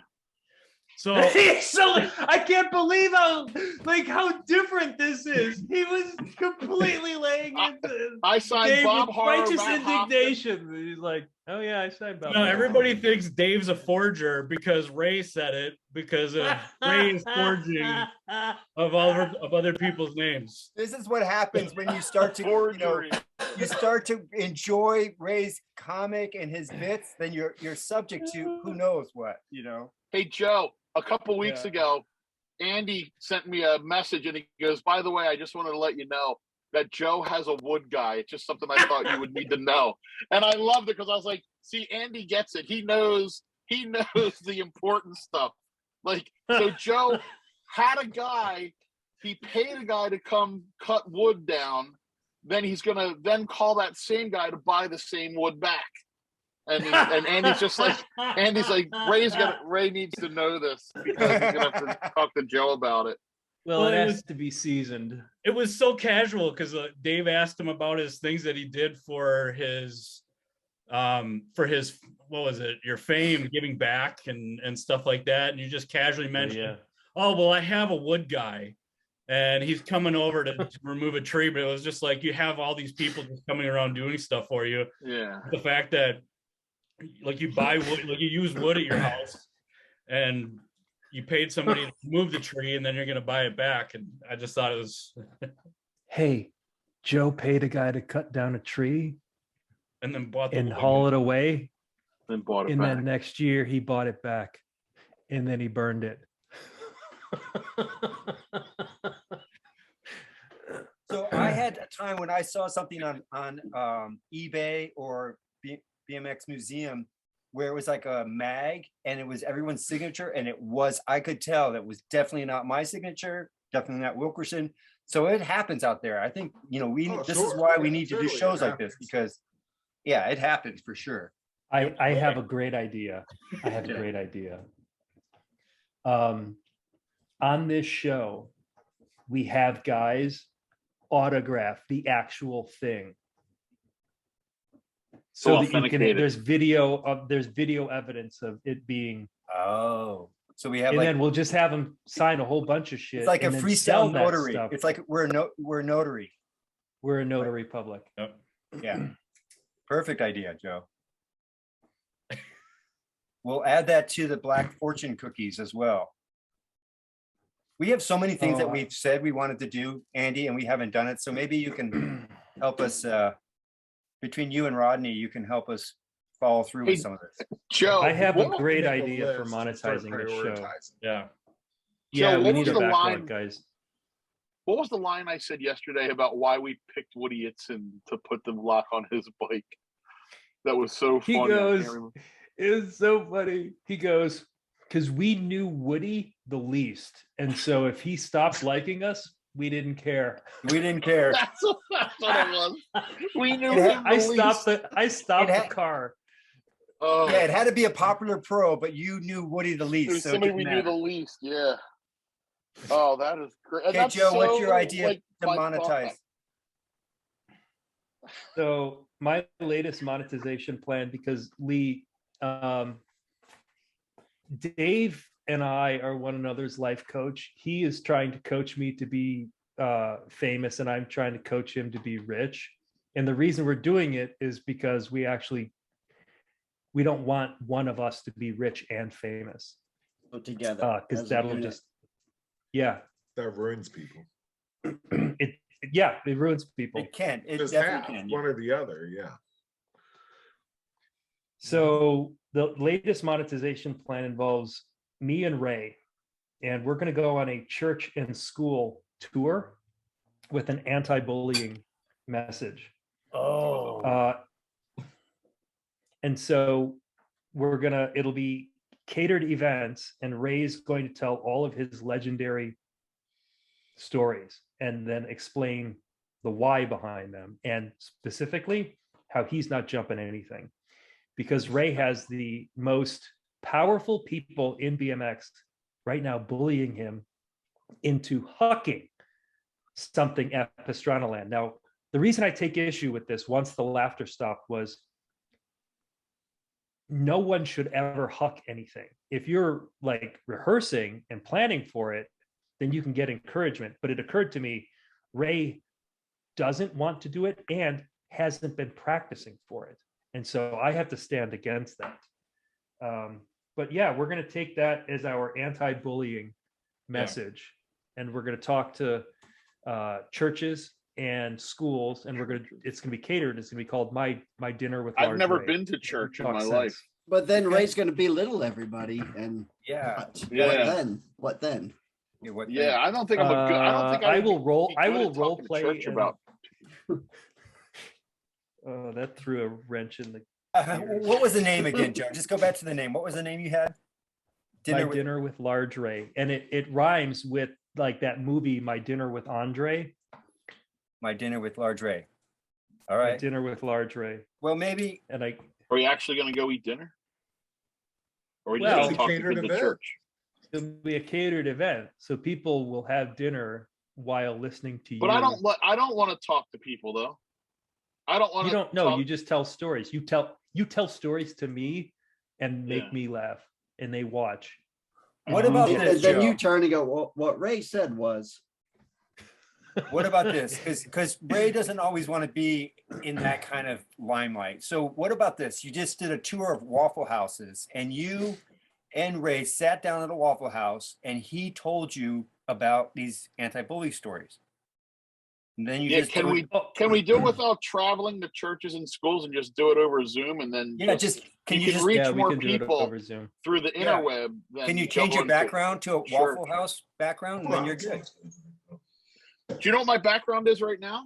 I see. It looks like it's either Dennis McCoy or Joe Johnson. I can't tell. It's Ron, and it's the first horror show I was ever at. It's the first show I was ever at in Paoli, and you were there.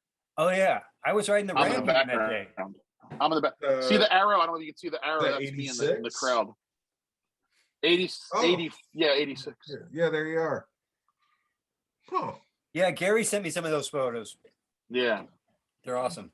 All right, Joe. Well, great idea. I love the potential. We just have to tweak it a little bit because Ray's cannot believe you guys pulled another one over on me. I'm just looking at my notes. I cannot. Oh yeah, can we go back to that, Joe? What was that experience like for you? So, I mean, Ray and I knew. Did I really look mad for a second? Yeah. Ray looked mad when Ray started to. So here's what got it. Ray said, "No, I don't want to hear what you have to say. You're going to hear what I have to say." And Dave goes like this. He shrinks his body language, and that's what got me. And I was like, "Oh man, good acting." Speaking of acting, Ray, we make a good team. Yeah, we do. Hey, speaking of acting, real quick, I think Lee and I both had something in common where we almost became famous doing something, but at maybe different times. Lee, were you at one point very close to being on The Real World? Yeah, the San Francisco one. Like I had a couple of callbacks for that, but I think I ended up being a little too nice. They didn't want. They needed drama. What were you? What was yours? Well, after I did the Made show, they approached me and wanted me to be on The Real World because they thought I'd be great on The Real World because I was such a fucking nitwit. And then they asked how old I was, and I'm like, "Oh, I'm 34 or 33." I'm like, "Oh, you're too old. Never mind." Oh, but they wanted but if I said I was like 23, they would have tried to get me on there because they were pulling for me to like do some other crap because I was a nitwit. I was a pushover when it came down to reality TV because I'd do whatever they wanted me to do. But I think if won't- Lee and I, could you imagine Lee and I on a Real World episode? Oh, that would be Like, great. could you imagine that? Why It don't would we be just mad. make one right now? We Like, could. why don't you guys just room at a weekend contest? You guys should do a Real World at Feast where you guys room Yeah. up at Feast with catfish. with catfish. He doesn't want to leave Queen of Russia. Yeah. That's the problem. If we can do it in King of Prussia, I'll do it. Like if we can do it at my house, I'll be great, or somewhere nearby. But I got to come home every night. I like my bed. I like sleeping at home. Even for a weekend somewhere or 4 days. If I had to, I could. If I had to, I could. But I miss You everybody. have to. Joe, doesn't he have to at this point? He has to. Oh, I mean, the I don't have to- tension I don't have to- starts. I don't have to do anything. No one's got a Yeah. rope around my Bro. neck. I can do. Oh yeah, whatever I no, we want. don't want to. We don't want to try to persuade him, and too aggressively. If Ray says no, the answer is no. No means no. I say that in the preschool all the time. No means no. No means no. Yes means yes. Wow. Okay, I have some more questions, Joe. Do you want me to go with these questions? I know they bound with Alberto, but I think this could be good for. Let me find one that's good for maybe. Do you want to try and get a hold of Ruben, by the way? Rodney. I Yeah, I'll do want to one. hear. I want I'll to do hear one. from Rodney. Rodney? Yeah, I'll do it. Okay. It's the same thing. It's either which one is more true. Okay. Joe Johnson had ants in his pants when he invented the vert tail whip, or Craig Campbell drowned the ants in his pants when he did a 540 off the barge in Austin.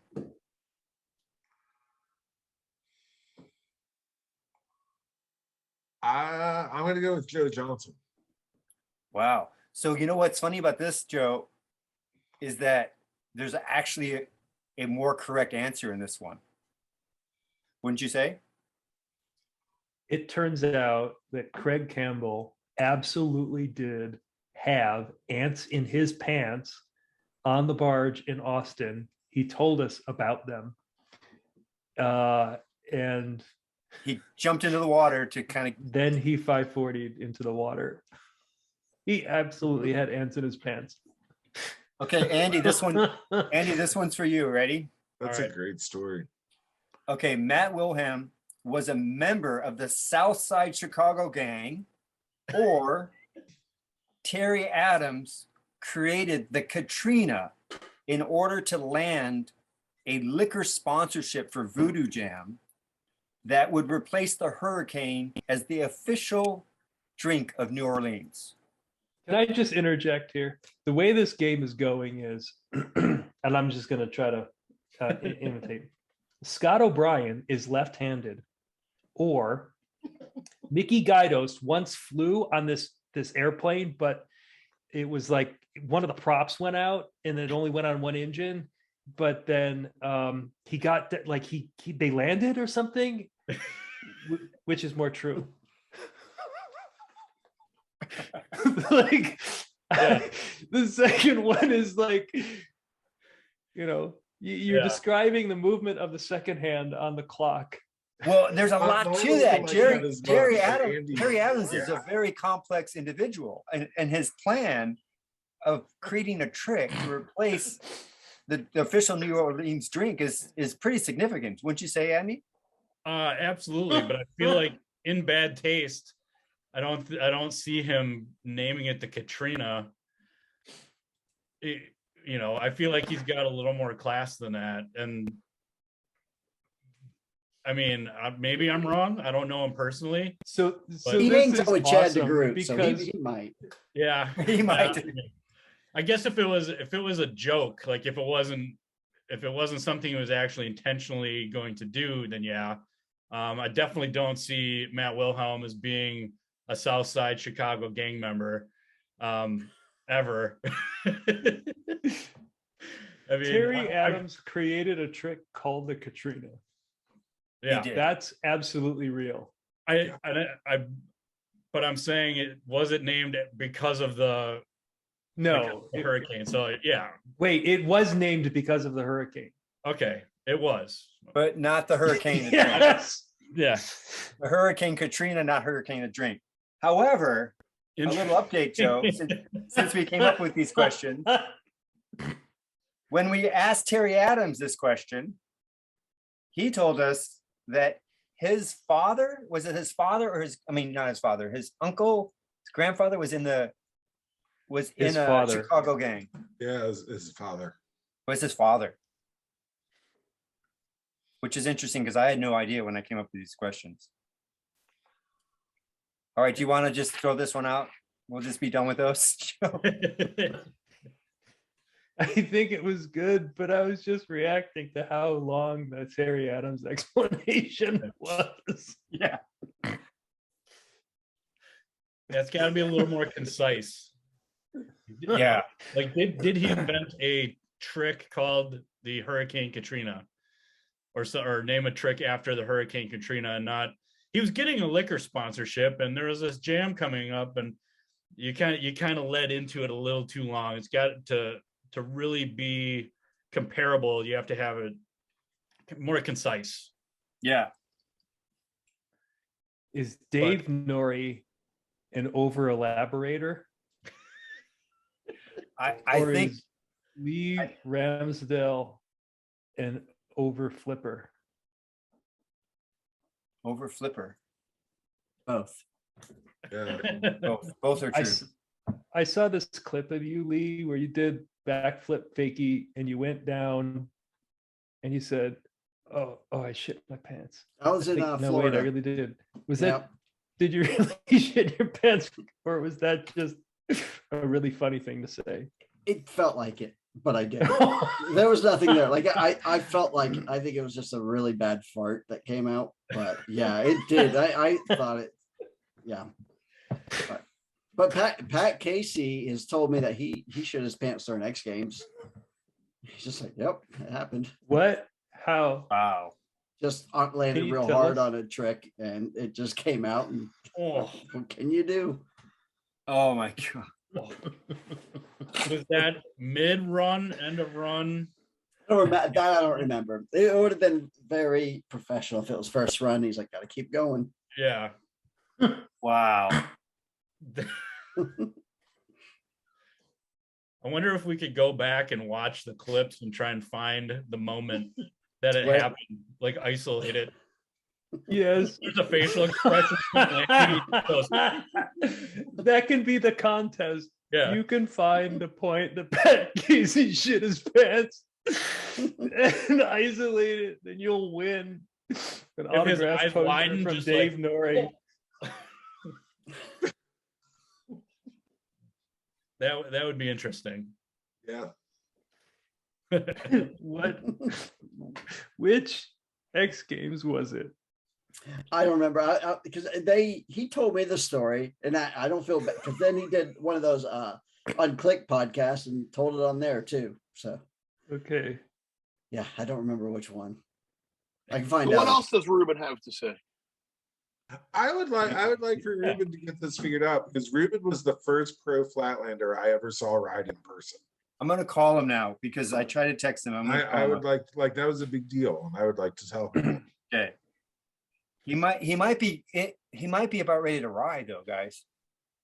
Yeah, Hey, let's get Joe. someone else. It's Yeah, 3:30.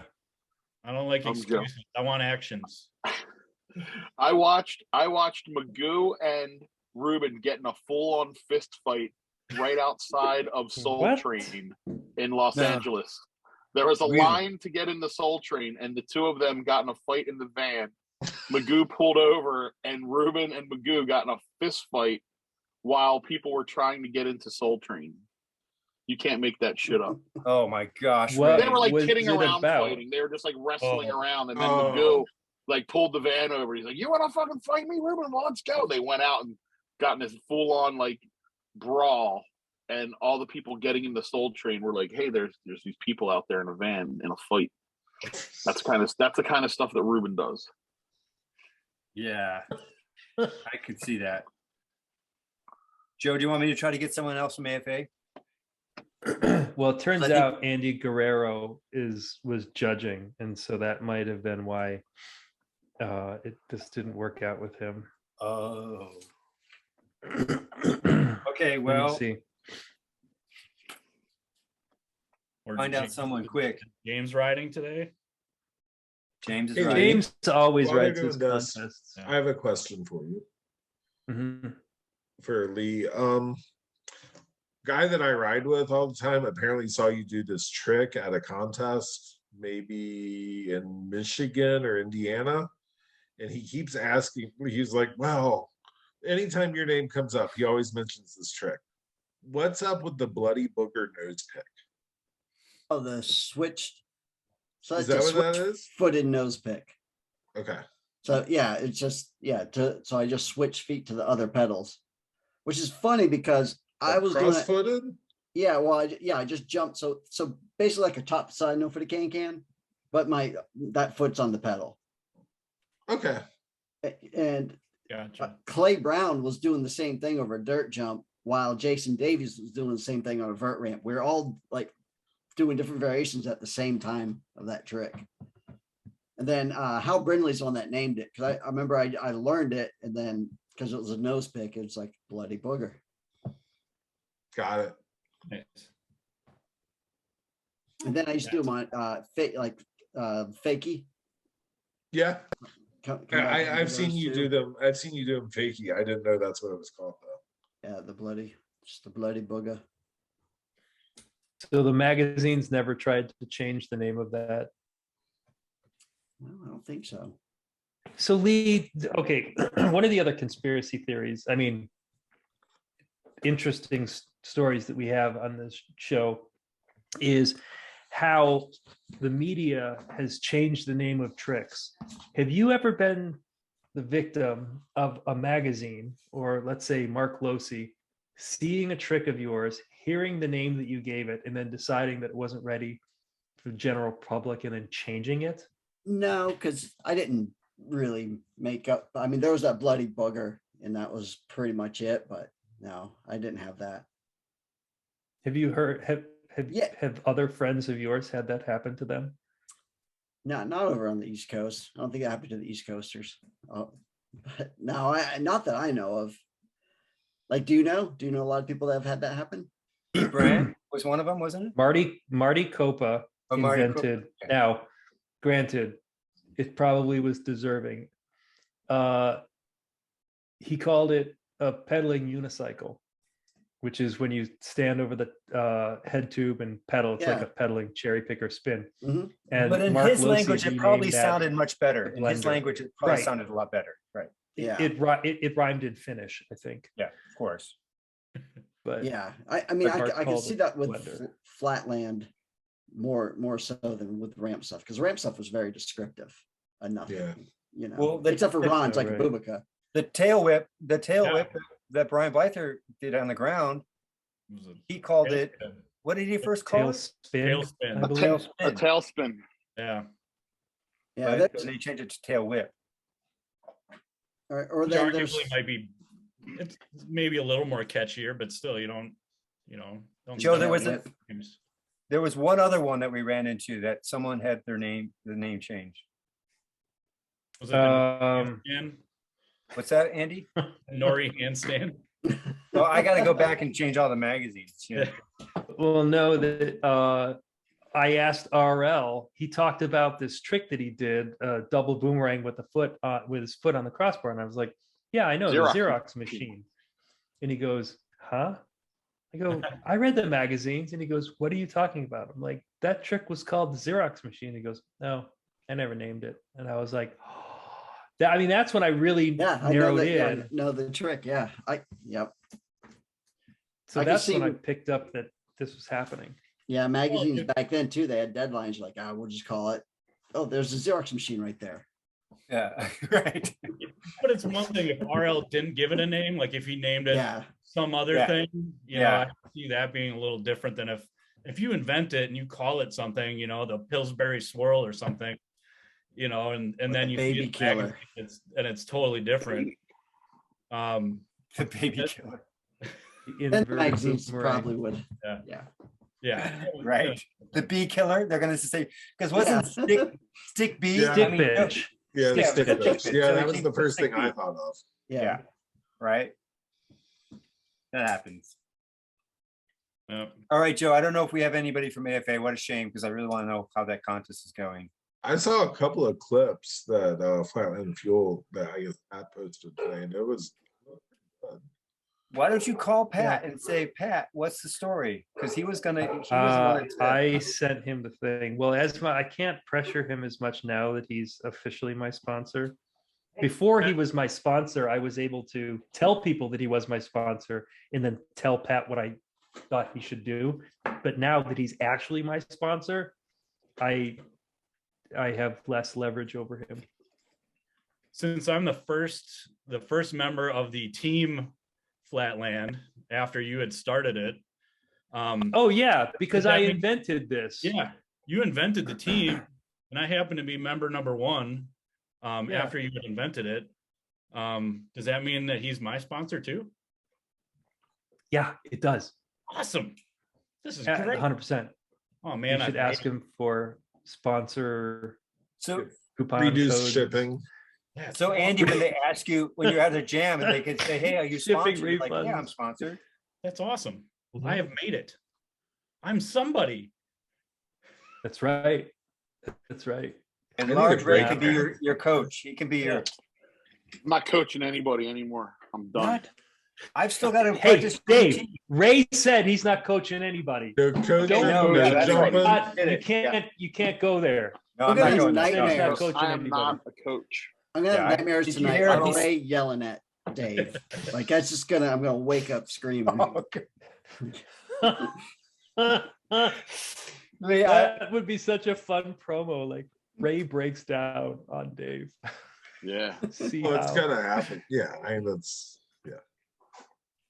I can't fucking believe you I guys. was like, what kind of Lee, show? it am I was a all part for of? Joe. It was all for Joe because Oh. Joe, I mean, if we can figure out some way in the future for Ray and I to get Joe, we will. Because after the last one, Lee, I don't know if you know about this, but Ray and I spent about 20 minutes on the call before the show.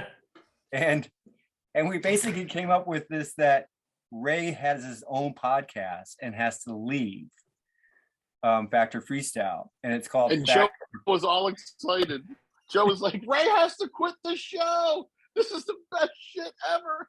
And I'm like, I can't believe how bad we got Joe. Like, I'm trying to hold back as best I could because he's laughing. He's like, oh my God. He's like slapping his knees. Joe is just freaking out. This is the greatest thing ever. Yeah. And I'm like, wait, but what are you saying? What are you saying? You and he's like, I go, you have to quit your job. And Joe's like, no, he has to quit Factor Freestyle. And it Because was- he called Post Malone an island boy. Yeah. Oh, So after that, That was episode, so we didn't funny. think we could get Joe. Well, at that level, I think we've done, that we could never get Joe to that level again, but we sure did get close today. That On a, was so on a scale good. of 1 to 10, how close were we, Joe, When with today's episode? you were at 11. No. when I yelled was at like, you, when I yeah, did my seriously.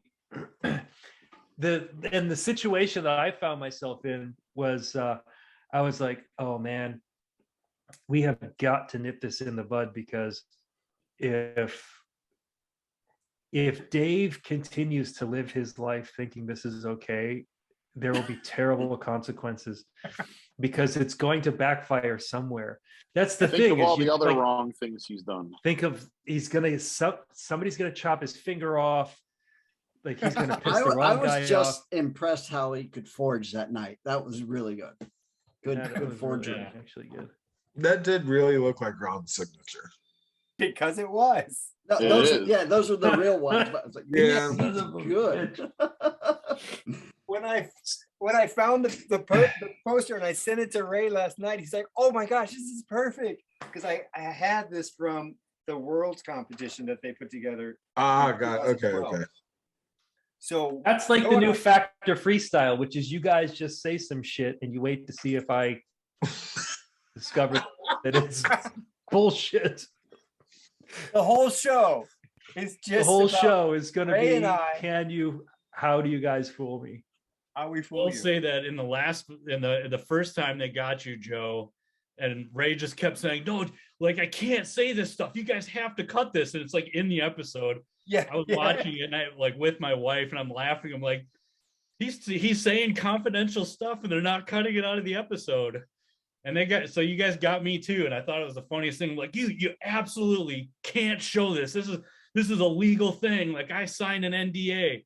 And like I'll get in so much trouble. Yeah.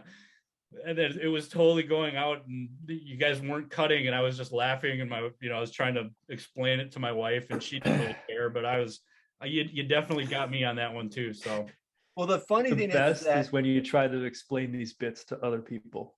Yeah. It doesn't work. It's like a joke encryption. But she was sitting there watching it with me but she wasn't paying attention. I'm like, you gotta watch this. They're airing this confidential stuff. And she's like, whatever. Like, yeah. And I can't believe that Joe didn't catch on once we came up with the name, because Fact or Fables. Like you had how could you not think like that? I was Joe convinced. was in the zone. Joe was in the zone. So He was in the convinced. belief zone. Okay. Oh my God, that was so funny. Like to think that Ray, that millions and millions of people would have the opportunity to experience the like comic genius that is Ray. I was just like, this is the best thing ever, because now like Ray is the secret gem that if you know, and it makes everything in BMX so much better. And like his whole origin story is so funny and it's so BMX. And I was like, wow, somebody's going to polish this up and make him, I don't know, put him on billboards. It ain't happening. So Not Andy, happening. just like I'm driving the van. I'm driving the van till I retire, Joe. Just write it down now, dude. write it down now. That's the van. perfect. The van is my home. You know, So I can dream. I can dream while I drive the van. You dream of the van. I mean, that was the other thing, is you're like, no. Like my life, I have made a perfect life, and now I'm going to sail. I'm a sailor. I built the boat and I'm going to sail. And I was like, that is a perfect life. So I'm not I want complaining. to read Spike's response, because I sent this when Andy, I just wanted to tell you that like Spike Jones, I sent him a couple episodes of Factor Freestyle, one early on. And then once Ray did this one, I'm like, I got to send it to Spike. And he said, Dave, no way. That was hilarious. I actually believed it. I thought maybe Jeff was doing something with Ray. I totally bought the whole thing. Ray is a good at ad-libbing pranks. Well done. Yeah. Well done, both. Well done to both of you. Fact or fable, ha ha ha. And Joe's reaction was amazing. That sound has never come out of me before. That was the honky. I loved it. I love Ray. What a good man. Oh, what a good man, Ray. Oh. You gotta get, dude. Get Spike on this show. There's got to be a time where he's doing. Oh, we'll something figure out a nothing. way. So at some point, we can get him on the show. We could tell the whole. He probably doesn't remember any of the Liberty Bell. He doesn't remember. He probably doesn't know any of that stuff. He don't remember that. Really? I don't think. That's funny. But the thing that's crazier than the Liberty Bell was when I ran into him. Right. Like I ran into him 10 years later, and we didn't know who we were. We didn't know. I figured out that I knew him, but he didn't know who I was. Because someone called him Adam. No. Like, we went to the Long Island contest. I'm sure Dave, were you at the? It was September '86 in Long Island. It was the largest pro. Yeah, I went there. Contest ever. Yeah. Well, Magoo introduced me to Spike in the parking lot, and as soon as he was like, "Hi, how you doing?" and I turned to Warren, like while we were being introduced, and I looked at Warren. I said, "I think Spike is somebody I know." And Warren was like, "What are you talking about?" And I go, and then like Spike was like talking, and then we were like done, and he walked away. I go, I go, I think that Spike guy's real name's Adam Spiegel. I went to kindergarten with a kid named Adam Spiegel, and but that's him. And Warren's like, no, that's Spike. He's from Maryland. And I'm like, no, I go, this kid, Adam Spiegel, had a very distinct way of talking, and that's how nobody talks like that. And Spike talks like Adam Spiegel. It's either his brother or it's him. And I'm like, I wonder how old Spike Jones is. And so like we investigated it, and then we like never saw him again. And then a few months later, he was doing the story on the plywood hoods. And I spent all day with him, and the one guy called him Adam. And then I was like, is your name Adam Spiegel? And he's like, no. And then, but I knew it was Adam Spiegel. Like I knew it, but he was just like playing it off that he wasn't. And then I asked him, I said, look, I know you're Adam Spiegel. And I said, you have a sister named Julie. And he goes, who are you? And I was like, Ray Schleckweg. And he's like, Ray? And I'm like, yeah. Yeah, Ray. I'm like, you're goddamn Adam Spiegel. I'm like, we were in first grade together. You were at my birthday party. You bought me Star Wars figures. I left all my Hot Wheels at your car. Or We at rang your the house. Liberty Bell. But we rang the Liberty. I didn't even bring up the Liberty, but because by that time I just thought it was crazy that Spike Jones, a guy that you'd seen in the magazines for a couple years and was like, whatever. I was like, how is that? Uh-oh. Spiegel? Like I couldn't figure out the contest. So then we talk a lot more. We were tripping. Yeah, your network went out for a little bit, but like you're losing me. So I watched that Mark Wahlberg movie Infinites last night, where like they're reincarnating and they come back. And whenever I hear Ray's stories, I'm like, is this some type of a Mark Wahlberg movie? Like, yeah, there's some supernatural always at play with Ray's stories, and it's absolutely fascinating. Ray, did I ever tell you the story when Spike pretended to be a limo driver for the team manager Bill Hawkins? Did you hear that story? I may have heard it, but I don't know it. So Bill Hawkins was the team manager, and he was the one that booked all the shows. And Bill was coming out to Rockville. So it was 85.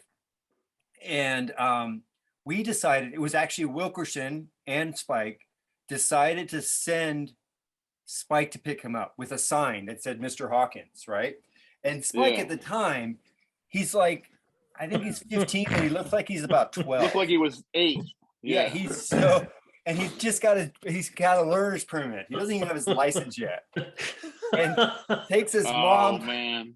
He takes his mom's Volvo. It's this old gray Volvo, like 4-door, pretty big car.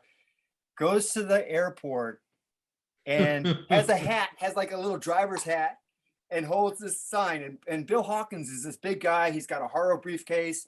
And we're up on top. We're looking from the upper level. And we see Bill come into the area and see Spike. And he looks around like, oh, okay. And just hands him his suitcase and his bags. And Spike takes his bags and he's like stumbling with them. And we're watching the whole thing. He goes into the car. He opens up the trunk and he's like, Spike's like lifting and throwing him in there. And Bill's still looking around, like trying to see like, what's going on here? He's thinking that we're up to something. Yeah. And then he gets in the car and Spike does the old like gas brake at the same time. Oh no. And it's like we're jerking, and Bill said, dude, do you know how to drive this? And he's like, well, it's my aunt's car, but I got my permit now. I got my license now. Don't worry, you're in good hands. You'll be fine. And it was the best ever. Like Bill knew Spike because they used to talk on the phone. He knew him, but he never met him in person. So the fact that he was able to pull it off was just brilliant. And then basically awesome. He got in the car, he drove off, he went around, and you know how in an airport you can circle back around, and he came back through, and there our van, one of the one right there in the background, that van and trailer was right there. And that's when Bill's like, okay, you got me. It was classic. That was one of my introductions to Spike and his his shenanigans. That is awesome. Hey, so Joe, we've got 5 Yes. minutes left. Are we going to do this beatbox contest? Yeah. So oh the man, if this was contest is 1985, I'd wipe up. 30 seconds and do your best impression of Dave in a beatbox contest. Someone has to be a timer, though, Joe. Who wants to do the timer? Because I think that's I'll do the essential. timer. Everyone knows what 30 seconds is. I don't want to do this. It's not that hard. Oh, but I think 30 Rodney seconds should is go first. 30 No, seconds why is not? definitely a long time. How about 15 seconds is all you need for beatbox. what do I? No, wait. What do I got to do? Rodney, you're going first. You have to imitate Dave doing the human beatbox. 3. Wait, Two, 15 seconds. wait, 15 wait. seconds. I got a timer right here. Okay. Okay, well, what's it like? Yeah, go ahead. Right. You win. How would Dave do it? Yeah. I don't. You sound like is you're having it an asthma words? attack. Am I supposed to be rapping too? No, you're beatboxing the way Dave would beatbox. I don't. That's the way I would beatbox. I don't. But No, maybe How would and I Dave? how But would how would Dave Dave beatbox? beatbox? Yeah, you got to do it as if you're me. You have to like. How many You're already seconds 10 do I have seconds left? in. You only have 5 seconds All right, left. all right, all right. There we go. That's good enough right there. Whatever you just did, that was perfect. I All right. was like, that was me. I'm like, I got to get in my zone. I'm getting in my zone now. That was great, Rodney. That was But great. that's all That right. would be it. Oh my god. This is the silliest thing. Really? No. We don't A do little silly bit. things here. A little. All right, Lee, Yes. give us 15 seconds of Dave Nori doing the human beatbox. Okay, hold on. You gotta go get his gold chain. I What's, gotta get his gold chain and his Kanga. There we go. All right, I got to put my Dave Nori glasses on. Oh, he's still. There we go. Dave, Damn. boom.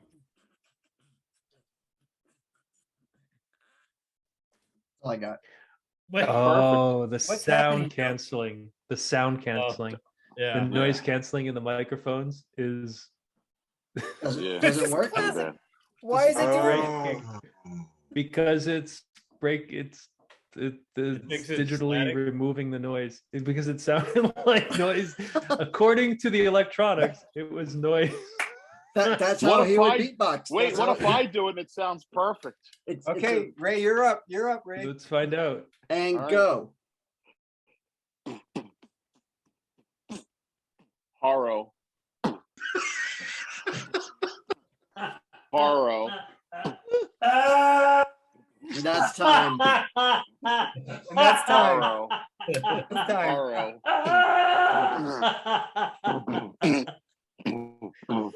Haro. Okay, that's time.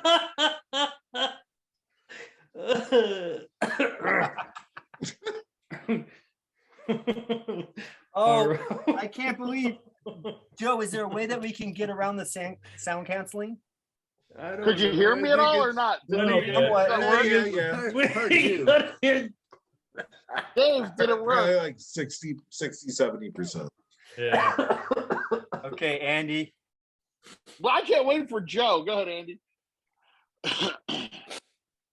Okay, so we're gonna do this beatbox contest, right? It's gonna start right now. Okay, start the clock right now. That was my idea.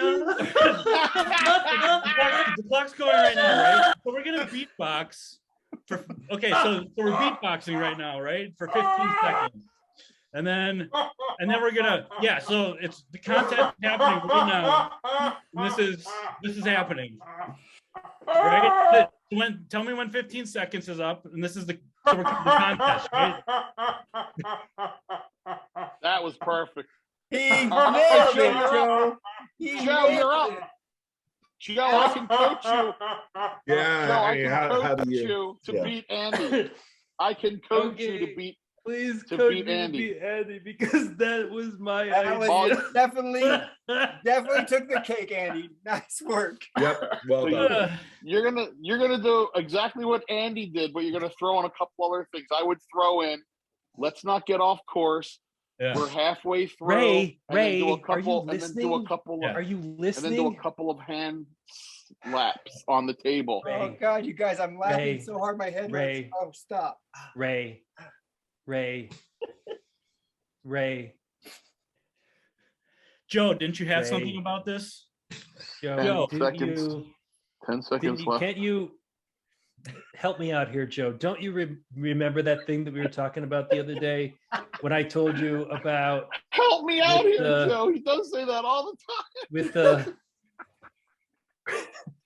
we were going to do the beatbox, and then the beatbox the circle, because when you beatbox it's the circle, but that's life, that's the circle. So we have to get them, because then Summit 43 is gonna, and then we'll have Wilkerson.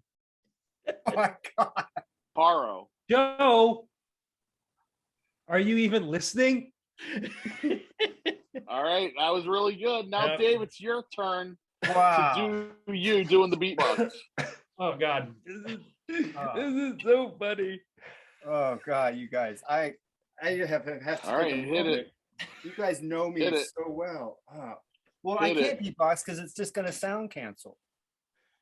Try it. I don't. Do Maybe what you you- don't have do what- sound canceling. Can you Maybe- just I mean- mime it? Just mime it. Mime it. Maybe he's doing it right now. Okay, I'll mime it. Hold on. Uh-oh. Oh, Reenact sabotage. oh, I can't stand it. You know you planned it. Hold on just a second. Show's gonna start in just Do you know that? Do 5 you know that seconds. Spike did all the stunt driving in that video? Spike did all the driving in that video. He did all the driving, Yeah, and they Why didn't spend- shoot it with permits. no permits at all. No, Did he have his he license? just went out and then? did it. He had his license. He had Bill Hawkins in the back. Oh no! Oh no!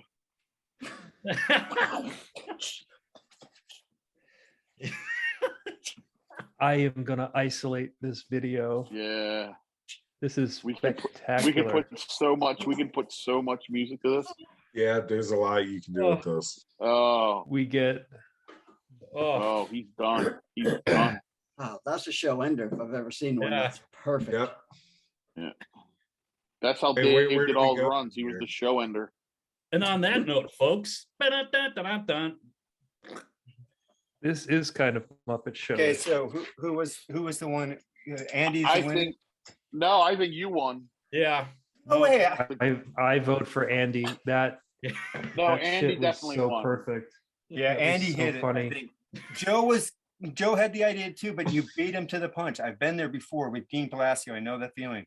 Yeah, but he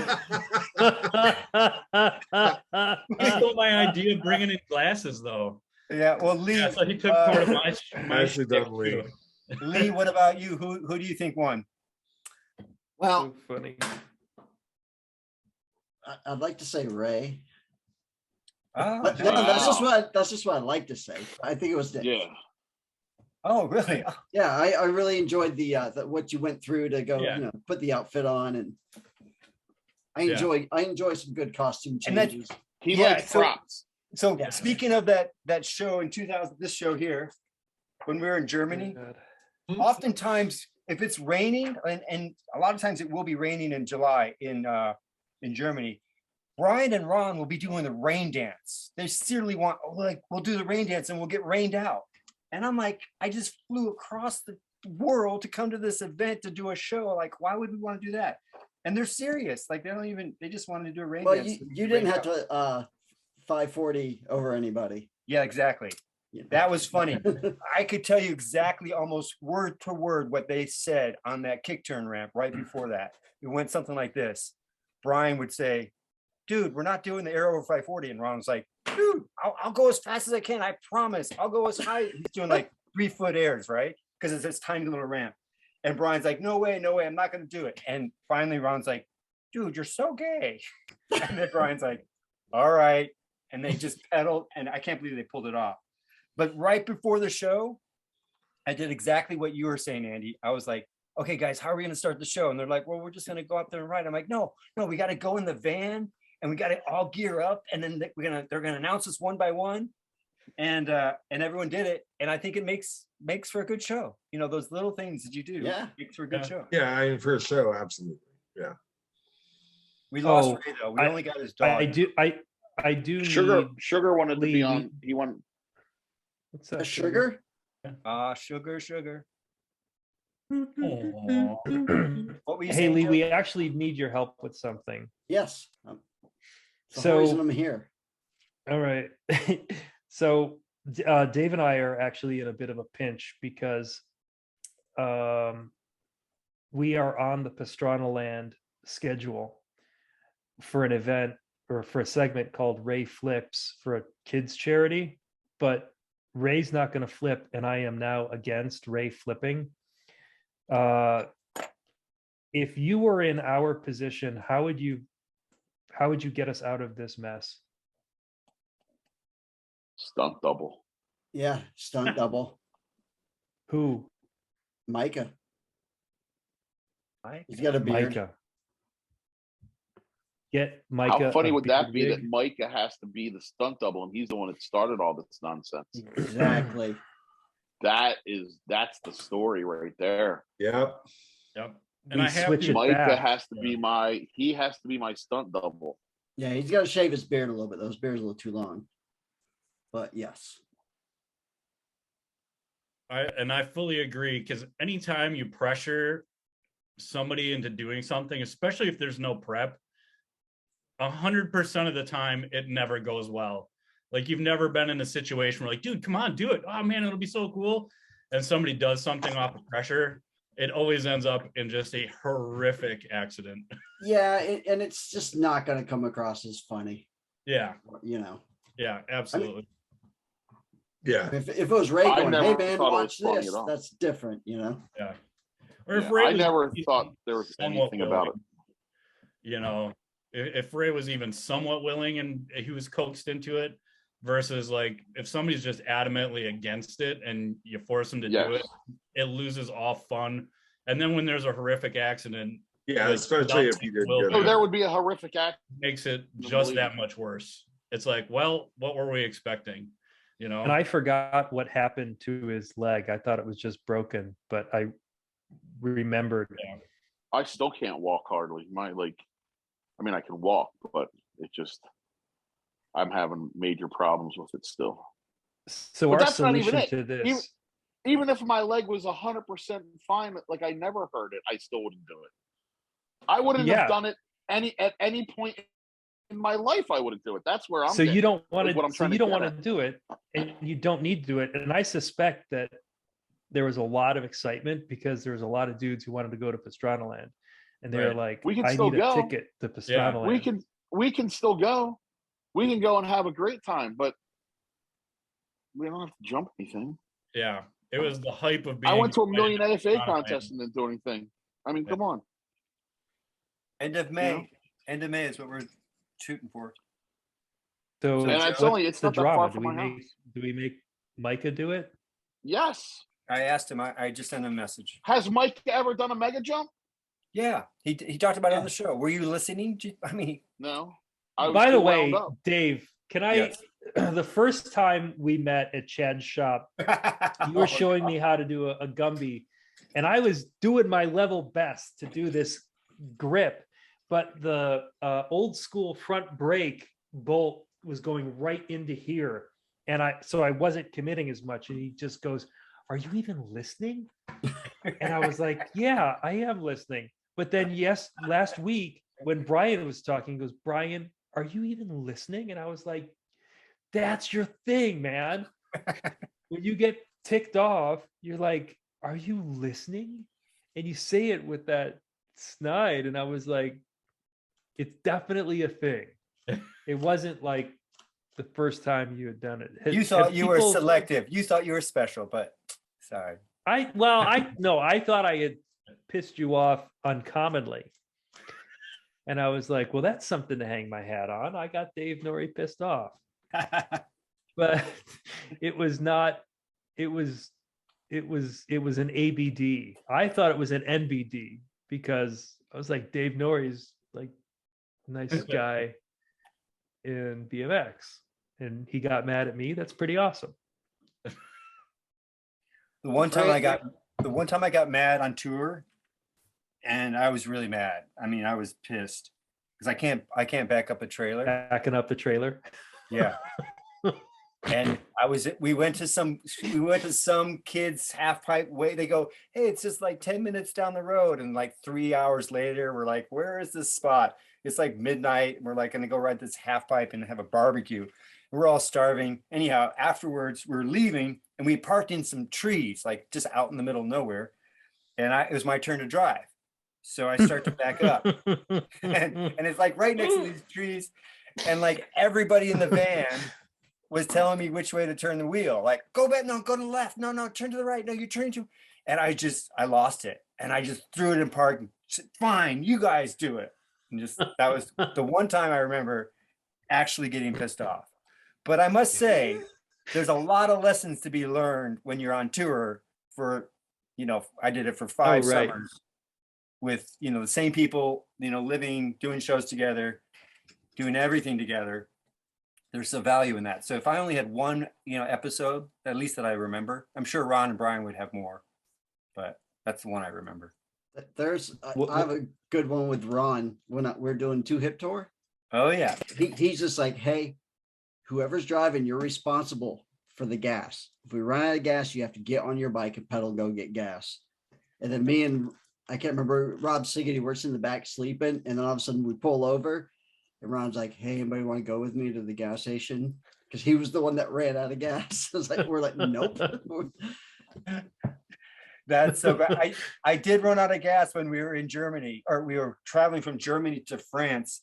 And we were on basically Ron was driving overnight. I got the early shift. I didn't even look at the gas gauge.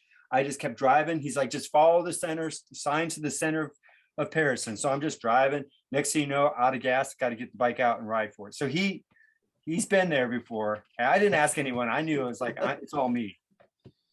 I have something quickly, Joe, to talk about. I have a story of Mark. Yes. Let's save it for another show. Come on, Joe. Nope. This is not the time. Let's do it, Joe. I think it is Andy, can you help me out here? I was with Mark Eaton driving in a car in the left lane going 80 miles an hour, and we were talking, and as we're talking and he's telling a story, he ran out of gas while actively driving the car. Like, how do you not look at your gas gauge ever? Like, Mark runs out of gas twice a month. Every month. I have never, I drive for a living and I've never run out of gas once. I may have had my gas light come on twice in my entire life. Can we all send Mark a little gas card? Could we just like go buy $10 gas card and send it to him? I have a Mark Eaton gas can t-shirt. I have he ran, we're driving, and as we're talking, the car shuts off. And I'm like, dude, what's wrong? And he goes, I think we're out of gas. And I'm like, we were just at a gas station like 20 minutes ago getting something to drink. Why didn't you say, hey, we need gas? He's like, I never look at the gas gauge. I'm like, we're on a trip. And he ran out of gas. I have 2 He runs out of gas twice a and month. I have 2 lowriders, and neither of their gas gauges work. One doesn't work at all.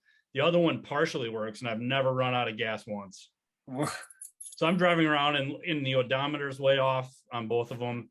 So, No excuse. How do you do it? You just How do you figure it out? Mark you figure it out. Back to the car. The highlight of the story is that we ran out of gas. Mark called a cab to go get gas and come back, and we had run out of gas so deeply that he got a half gallon of gas and poured it in. And it wasn't enough to go through the line to start it, to start the car. That's how little gas he brought back. And then Well, when the you're funniest thing is, when you're Joe, doing wait, hold 85 on the freeway, you're gonna drain it. If you're doing Yeah. 85. Right. so I posted on Facebook a picture of Mark walking the gas can back to the car, and I was like, Mark, we just ran out of gas, and blah blah blah. And they're like, the green highway sign was in the background, and some dude commented, "Hey, you guys are right near my house." And I'm like, "Really?" And he goes, "Yeah. Do you need any help? I'm a tow truck driver." And the guy picked us up, No. put the car on a flatbed, and drove us to a gas station. I have it all No. documented. That's Yeah. awesome. This is Ray's life. This is Yeah. This is the life of Ray. This is the life of Large Ray. He knows so I, like, many post- people he I can't get posted stranded it on anywhere. Facebook. Yeah. Yeah. And the dude was like, I mean, like, I may have gone as far as like when he goes, "Hey, you're right near my house," and I probably was like, "You don't happen to have a tow truck, do you?" And he's like, "As a matter of fact, I do. I'm a tow truck I'm a driver." tow truck driver. And he picked us up. The guy's name's Chris. Picked us up. That's awesome. When you've reached a level of fame where you can't get stranded anywhere because you know people in literally every place, that is fame. that's Well, fame. you can go into That's any club, any place in the whole world, and go right through the line. Yep. Yeah. You can run out of gas anywhere in the Right. whole world, and a tow you just truck get driver picked is up. going to come rescue Yeah. you. Come and I mean, get you. Ray, Yep. gosh, That's fame. Yeah. that's when you fame know right you made there. it. Yeah. Live it up. Someday. Live it up. All right, guys, I think we should wrap it up. Joe, do you have any last things you want to add? No, I mean, like the test of fame would be if Ray can slap someone when they're doing their speech at the Hall of Fame induction and Yeah. not get in trouble. Yeah, that would be. that I'm would- gonna slap Who? TJ right in the face. Who is it, TJ? If he It can be. if he pronounces Schleckweg wrong, I'm gonna go up and smack him in the face, knock his hat off, That would be the and best see if I get shit. banned. If I get banned for 10 years Oh, from the that- Hall of Fame. He makes fun of my bow No. legs. Go get them for me. Yeah. Oh, really? Oh, TJ does? that's right. Keep So Lee's make name a list of out all the your bullying fucking- stuff. Lee's Yeah. leg out your fucking mouth. his bow leg out of your fucking mouth.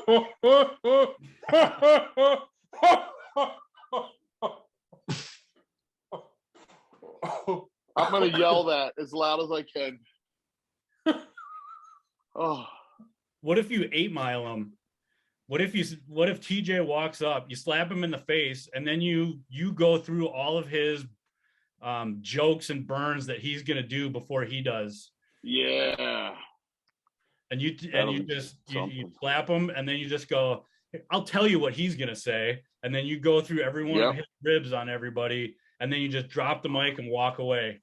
I'll do it better. I'll do it for Kevin Jones. Because I know I can do Kevin Jones's acceptance speech right now. You can't slap Very Kevin easy. Jones though. No. What is I can do Kevin whatever I Jones? want. I'm- What would be? You can do whatever you want. Kevin's acceptance speech is going to be this. Whatever. It's great. It's like great and everything. We're just riding, just busting out, and it's just cool. We're just busting out. And it's good. Anything else, Brett? No. Thanks. That's it. That's the whole speech. That's the whole Slapping him, speech. just go up there and I asked him what he was gonna say, and he goes, I don't know. I have no idea. just go up. I'm like, what are you gonna? I'm like, you got to think of something. Yeah, just go up instead of him. Just plan it out so when he gets announced, you just walk up there. And Hey, then Joe, did you ever Yes. see? Did you ever see the thing on Howard Stern where the guy Benji went to a thing in New York City where they were talking about there was some town meeting in New York City about like not like they weren't letting people do something, and Benji got up and read the speech from Footloose, like he just read it like word for word. We're here because we want to dance, and da, da, da, da, da, and like nobody got it. It was the funniest thing in the world. And I'm thinking maybe Kevin ought to get like a real famous speech And just That's what we read should it. get him to do. Yeah. A real famous speech, like maybe like somebody who had a The speech Footloose speech. for like. Yeah, Yeah, that would be go good. Footloose. We should have him do the Footloose speech. Have him do the Footloose speech. Do you think he'll do it? Why not? I mean, I know Kevin Bacon. I could probably get Kevin You could- Bacon to do it. He's If from you can- he's from Not Philadelphia. Wait a second. Everybody So I- knows Kevin Bacon and King of Prussia. I He's am from Philly. 2 degrees. I'm 2 degrees from Kevin Bacon now, because Tim Knoll made that One Love video in 2015. I was in it. Martin was in it, and Martin was in Quicksilver. Quicksilver. Okay? Quicksilver Now and Woody. I decided to validate if I could actually tell people that I was 2 degrees from Kevin Bacon. And so I looked at the box office take for Quicksilver and found out what the average ticket was, adjusted it for inflation. And Tim Knoll's YouTube video had more views than people bought tickets for Quicksilver in its theatrical release. I saw it in the theater. We all went to it. I saw it. I remember. Yeah. Okay, I Me, think Gary, you guys. and the Well, crew. you got 2 plywood hoods on the call right now. Between you got with Brett, Mark on board, and Chris Young. He can't. He'll do it. Do you have a Tioga headset wrench by chance? I have one right here. It's a 30 millimeter.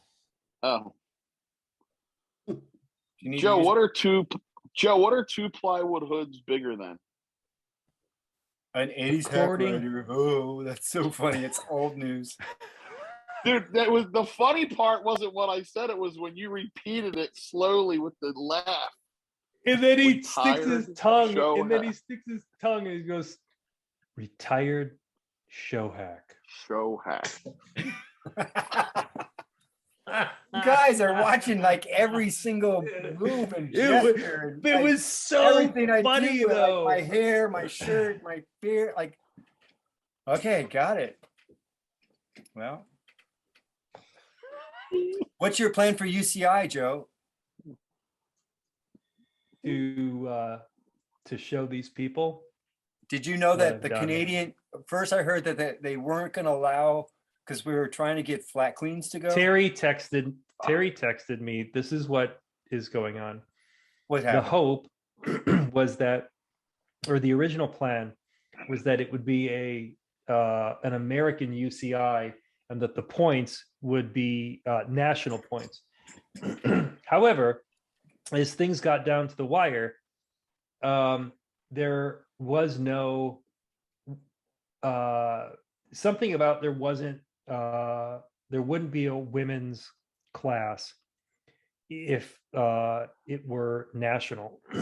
And so they made it an international contest, and same location, because there were enough, there was over the threshold of women in like international. And so it will be there will be non-Americans Well, competing. apparently And from Harry from was Pat- like, "Is that okay?" I'm like, "Yeah, of course it's fine." Well, from Patrick from Flatland Fuel, your new sponsor. Yes, my Said new that it's spon- a- well, he's been sponsoring me for a while, but now everybody New pro- now your he's- pro now he status. admits it. Now he admits it. UCI. It's going to be a C1 event so that it's open to all international riders. I Not don't just- know what the C1 thing. I don't know what like, C1 is either, but these international United Nations bureaucratic governing bodies, whatever, Back C1. to my question, what are you going to do? I'm going to do what I was going to do before, which is I have my run, and I'm going to do it. I want I have- details. What kind of tricks are you doing? Are you going to do a Palacio handstand? A mucus? Are you going to do a mucus donut? I'm not Are you going going to do a mucus? I'm donut? going to do my tricks, and I am practicing how I'm going to wave to the crowd and the shtick that I'm going to do in between. I'm actually, You know what? I'll play let you my acting jacket. my- You can my wear my Bring back jacket. bring back some showmanship. Joe, I am. Joe, the last Finger time a mucus snaps. Finger donut, snaps are good. Jazz hands. the last time a mucus donut was done at a contest was 1988. What if you're the next person to do it? You could also do a no-handed 360 in honor of Lee. You could do a no-handed bunny hop 360, a whopper, And poop your pants. no-handed whopper.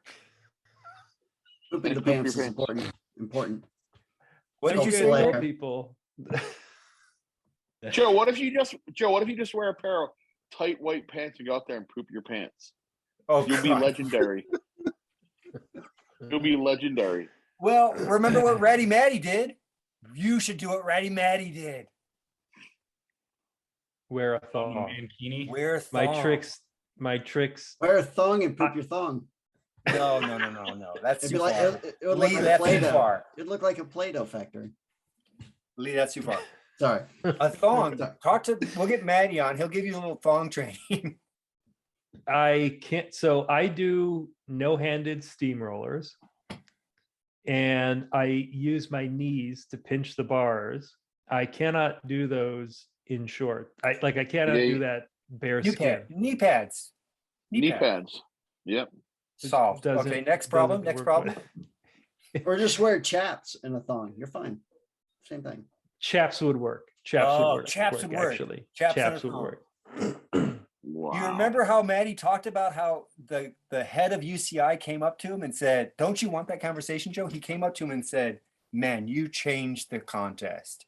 Yeah. And remember? Yeah. I you do remember You that. have that opportunity to have that conversation with him.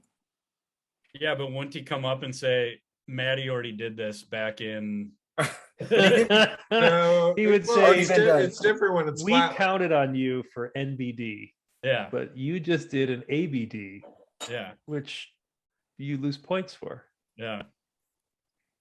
Boys, I Okay, hate hey, that. Dave. Hate to say I gotta get rolling. No. Yeah. I do. No, we still have a lot of. But let's I do still it have a whole again. thing But to then do. let's do Oh my it god, again. we gotta. I still have a wrap whole Woody this Itson show. thing. No, I still got the whole Woody Itson thing to do.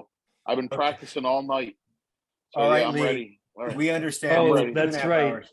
Okay, Yeah, so right, Joe. So we have another like 40 minutes okay, of but me and Woody 5 Itson. minutes. Here's the thing: You guys.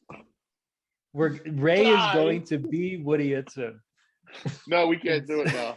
We can't. Everybody right. left. I can't do it unless Lee's here, and Lee had to go. All Lee, you well, still Lee's there? gotta go. I'm still here. You're not even looking. All right. But There yeah, you you're are, not I even see. watching the show. You're like You're not even looking. Are you even looking at me? Lee's not even. Are you listening to me, Ray? Are you even looking at I'm me, looking Ray? at Lee. He's got a world map. He's got Eminem headphones on. He's got a gray shirt, and he's smiling. Okay, well, let's do this Woody bit if you're going to do the Woody bit. But you I'm know, only I thought- kidding. I'm kidding. I gotta go. I'm very busy.